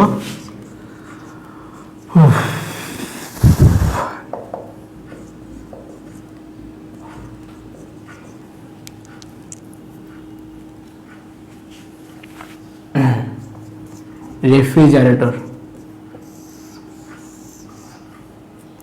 তো রেফ্রিজারেটরের ক্ষেত্রে আসলে আমাদের যে জিনিস সূত্রগুলো আমাদের লাগবে, কে সমান সমান Q1 divided by W, Q2 divided by Q1 minus Q2। তো আমরা একটা প্রবলেম চলো সলভ করি। প্রবলেম 1, কে এর মান দিয়েছে 4.6, এটি ঠান্ডা প্রকোষ্ঠ থেকে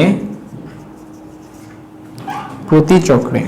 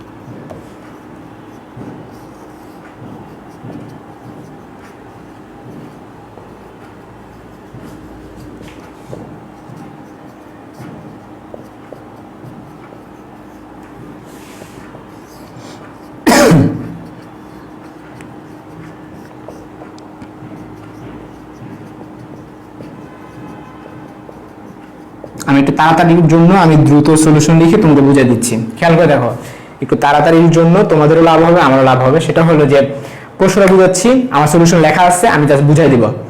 K ইকুয়াল টু 4.6, আমাদের টপিকের নাম কি রেফ্রিজারেটর। রেফ্রিজারেটরে কে বলতে একটা জিনিস থাকে, এটাকে বলা হয় কার্যকৃত সহগ। তো প্রশ্ন বলে দিচ্ছে একটি রেফ্রিজারেটর কার্যকৃত সহগ 4.6। তারপর বলছে যে এটি ঠান্ডা প্রকোষ্ঠ থেকে, তোমরা জানো রেফ্রিজারেটরের দুইটা প্রকোষ্ঠ থাকে, একটা ঠান্ডা প্রকোষ্ঠ আর একটা উষ্ণ প্রকোষ্ঠ, প্রতি চক্রে 250 জুল তাপ অপসারণ করছে। প্রতি চক্রে 250 জুল তাপ অপসারণ করা মানে কি, এইটাই Q1 এর মান। মনে রাখবা রেফ্রিজারেটরের ক্ষেত্রে এই Q1টা হচ্ছে অপসারিত তাপ, অপসারিত তাপ। হ্যাঁ আচ্ছা, তাহলে প্রতি চক্রে কাজের পরিমাণ, অর্থাৎ আমাদের W চাইছে। হ্যাঁ, তার মানে প্রথম প্রশ্নে আমাদের W চাইছে। দেখো K equal to Q1 divided by W, K এর মান জানো, Q1 এর মান জানো, W বের হয়ে গেল। ঠিক আছে, তো 2 নম্বর প্রশ্নে চাইছে যে কি পরিমাণ তাপ প্রতি চক্রে বর্জন করবে, মানে কি বর্জিত তাপ না। তো বর্জিত তাপ কি আমরা কি দ্বারা প্রকাশ করি, Q2। তার মানে একটা রেফ্রিজারেটর যে পরিমাণ তাপ বর্জন করে সেটা হচ্ছে Q1, আর যে পরিমাণ তাপ অপসারিত করে সেটা হচ্ছে Q1। একটা হলো অপসারিত তাপ আর একটা হলো বর্জিত তাপ, দুইটা কিন্তু গোলা ফেলো না। অপসারিত তাপ হচ্ছে Q1 আর বর্জিত তাপ হইতেছে গিয়া Q2। তো তুমি Q1 এর মান জানো, তাইলে ওই পাশে নিয়ে তুমি Q2টা বের করে দাও, মানে 250 সাথে 54 যোগ হবে। আমাদের তাহলে লাস্ট টপিক বাকি রইল, সেটা হলো এন্ট্রপি। এন্ট্রপি হলে আমাদের ক্লাস আজকের মতো শেষ। আমাদের নেক্সট টাইপের নাম হচ্ছে এন্ট্রপি। তো এন্ট্রপি শব্দের অর্থ হলো বিশৃঙ্খলা, বাট শুধু শব্দের অর্থ দেওয়া হবে না। ds সমান dq বাই t, এটা কখন, ফিক্সড টেম্পারেচারের সূত্র, ফিক্সড টেম্পারেচারের সূত্র। আর ds সমান ms ln t2 by t1, এটা কি টেম্পারেচার, চেঞ্জড। তো তোমাদের আমি একটা থিওরি পড়ে আমি আমার সব স্টুডেন্টদের এভাবে পড়াই যে ফার্স্টে 0 ডিগ্রি সেন্টিগ্রেড তাপমাত্রা বরফ থেকে এটা কি হবে, 0 ডিগ্রি সেন্টিগ্রেড তাপমাত্রার পানি হবে। হ্যাঁ, পরে 100 ডিগ্রি সেন্টিগ্রেড তাপমাত্রার পানি হবে, পানি হবে, তারপরে 100 ডিগ্রি সেন্টিগ্রেড তাপমাত্রা বাষ্প হবে। আমি এখন তোমাদেরকে 4টা স্টেপ শিখাবো, 4টা স্টেপের এন্ট্রপি শিখাবো, যে এন্ট্রপির পরিবর্তনটা কিরকম হয়। তো প্রথম স্টেপে খেয়াল করে দেখো, স্টেপ 1। স্টেপ 1 এ কি ঘটনা ঘটছে? 0 ডিগ্রি সেন্টিগ্রেড তাপমাত্রা বরফ থেকে 0 ডিগ্রি সেন্টিগ্রেড তাপমাত্রা পানি হচ্ছে। তো এই যে কি লিখছিলাম, ফিক্সড টেম্পারেচারের জন্য সূত্র হলো ds সমান dq/t। এখন dq মানে কি তোমরা জানো যে বরফ গলে গেলে আমাদের তাপের পরিমাণ হচ্ছে mLf, বরফ গলে গেলে তাপের পরিমাণ কত? mLf। তাহলে এখানে হবে mLf, আর নিচে হইতেছে টেম্পারেচারটা কত? 273। পরীক্ষার প্রশ্নে m এর মান দিয়া দিবে, আর lf এর মান তুমি মুখস্থ জানো, ধরে নিলাম m এর মান 1, প্রশ্নে দিয়া দিল সাপোজ, তাহলে आंसर কি হবে? 336000 ডিভাইডেড বাই 273 এরকম। এরপর স্টেপ 2 তে চলে আসো। স্টেপ 2 তে কি হইতাছে? পানি থেকে পানি হচ্ছে, অর্থাৎ টেম্পারেচার চেঞ্জ হচ্ছে। তো চেঞ্জ টেম্পারেচারের সূত্র কি হবে? এইটা হবে ds সমান ms ln T2। এখন T2 এর মান কত? 100 ডিগ্রি সেন্টিগ্রেড বা 373 কেলভিন, আর T1 এর মান কত? 273 কেলভিন। এখন তোমরা বলো ভাই এই ক্যালকুলেশন আমরা কিভাবে করব? এই ক্যালকুলেশন আমরা কিভাবে করব? এটা করা সম্ভব না। এমনি आंसर লেখা দিবা, এমনি आंसर লেখা দিবে, রিটেনে আসলে এইভাবেই থাকবে। ক্লিয়ার? এটা আর ভাঙানো সম্ভব না, ঠিক আছে? আর অবজেক্টিভ আসলে এইভাবে থাকবে, কোনো ধরনের অবজেক্টিভ পাইবা না যেগুলা আসছে। তারপর লন 2 এর মানটা মুখস্থ রেখো, 0.693, একটা খালি মুখস্থ রেখো, লন 2। লন সাপোজ এখানে যদি 273 এর ডাবল করো কত হয়? 270 এর ডাবল করে 540 আর 6, যদি এখানে 546 থাকে তাইলে আমি বলবো এটা পারা উচিত। কেন পারা উচিত? তখন ms ln 2 হয়ে যায়। আর ln 2 এর মান কিন্তু তোমরা ফিজিক্স সেকেন্ড পার্টের পরমাণু চ্যাপ্টারে মুখস্থ করছিলা, ln 2 এর মান 0.693। তো তখন সেই ক্ষেত্রে আমি বলবো 0.693 ms। এরপরে আসো আমাদের স্টেপ 3। স্টেপ 3 তে কি ঘটনা ঘটছিল? পানি থেকে বাষ্প হইছে, তার মানে টেম্পারেচার চেঞ্জ হয় না, ফিক্সড টেম্পারেচার। তাহলে সূত্র কি হবে? mLv divided by t। তো lv এর মান তোমরা মুখস্থ পারো, এটা বসাই দিবা, 2268000 ডিভাইডেড বাই টেম্পারেচার হবে 373। ঠিক আছে? এরই মাধ্যমে আমাদের এন্ট্রপি টপিক শেষ, এরই মাধ্যমে আমাদের ক্লাসই শেষ। হিউজ লং একটা ক্লাস হলো। তো আশা করি তোমাদের ভালো লেগেছে, আবার এটাও আশা করি তোমাদের বোরিংও লেগেছে। তো আজকের মতো ক্লাস এতটুকুই। আমরা তো প্রবলেম সলভিং থ্রেড তো দিবই, এখানে দেখবা।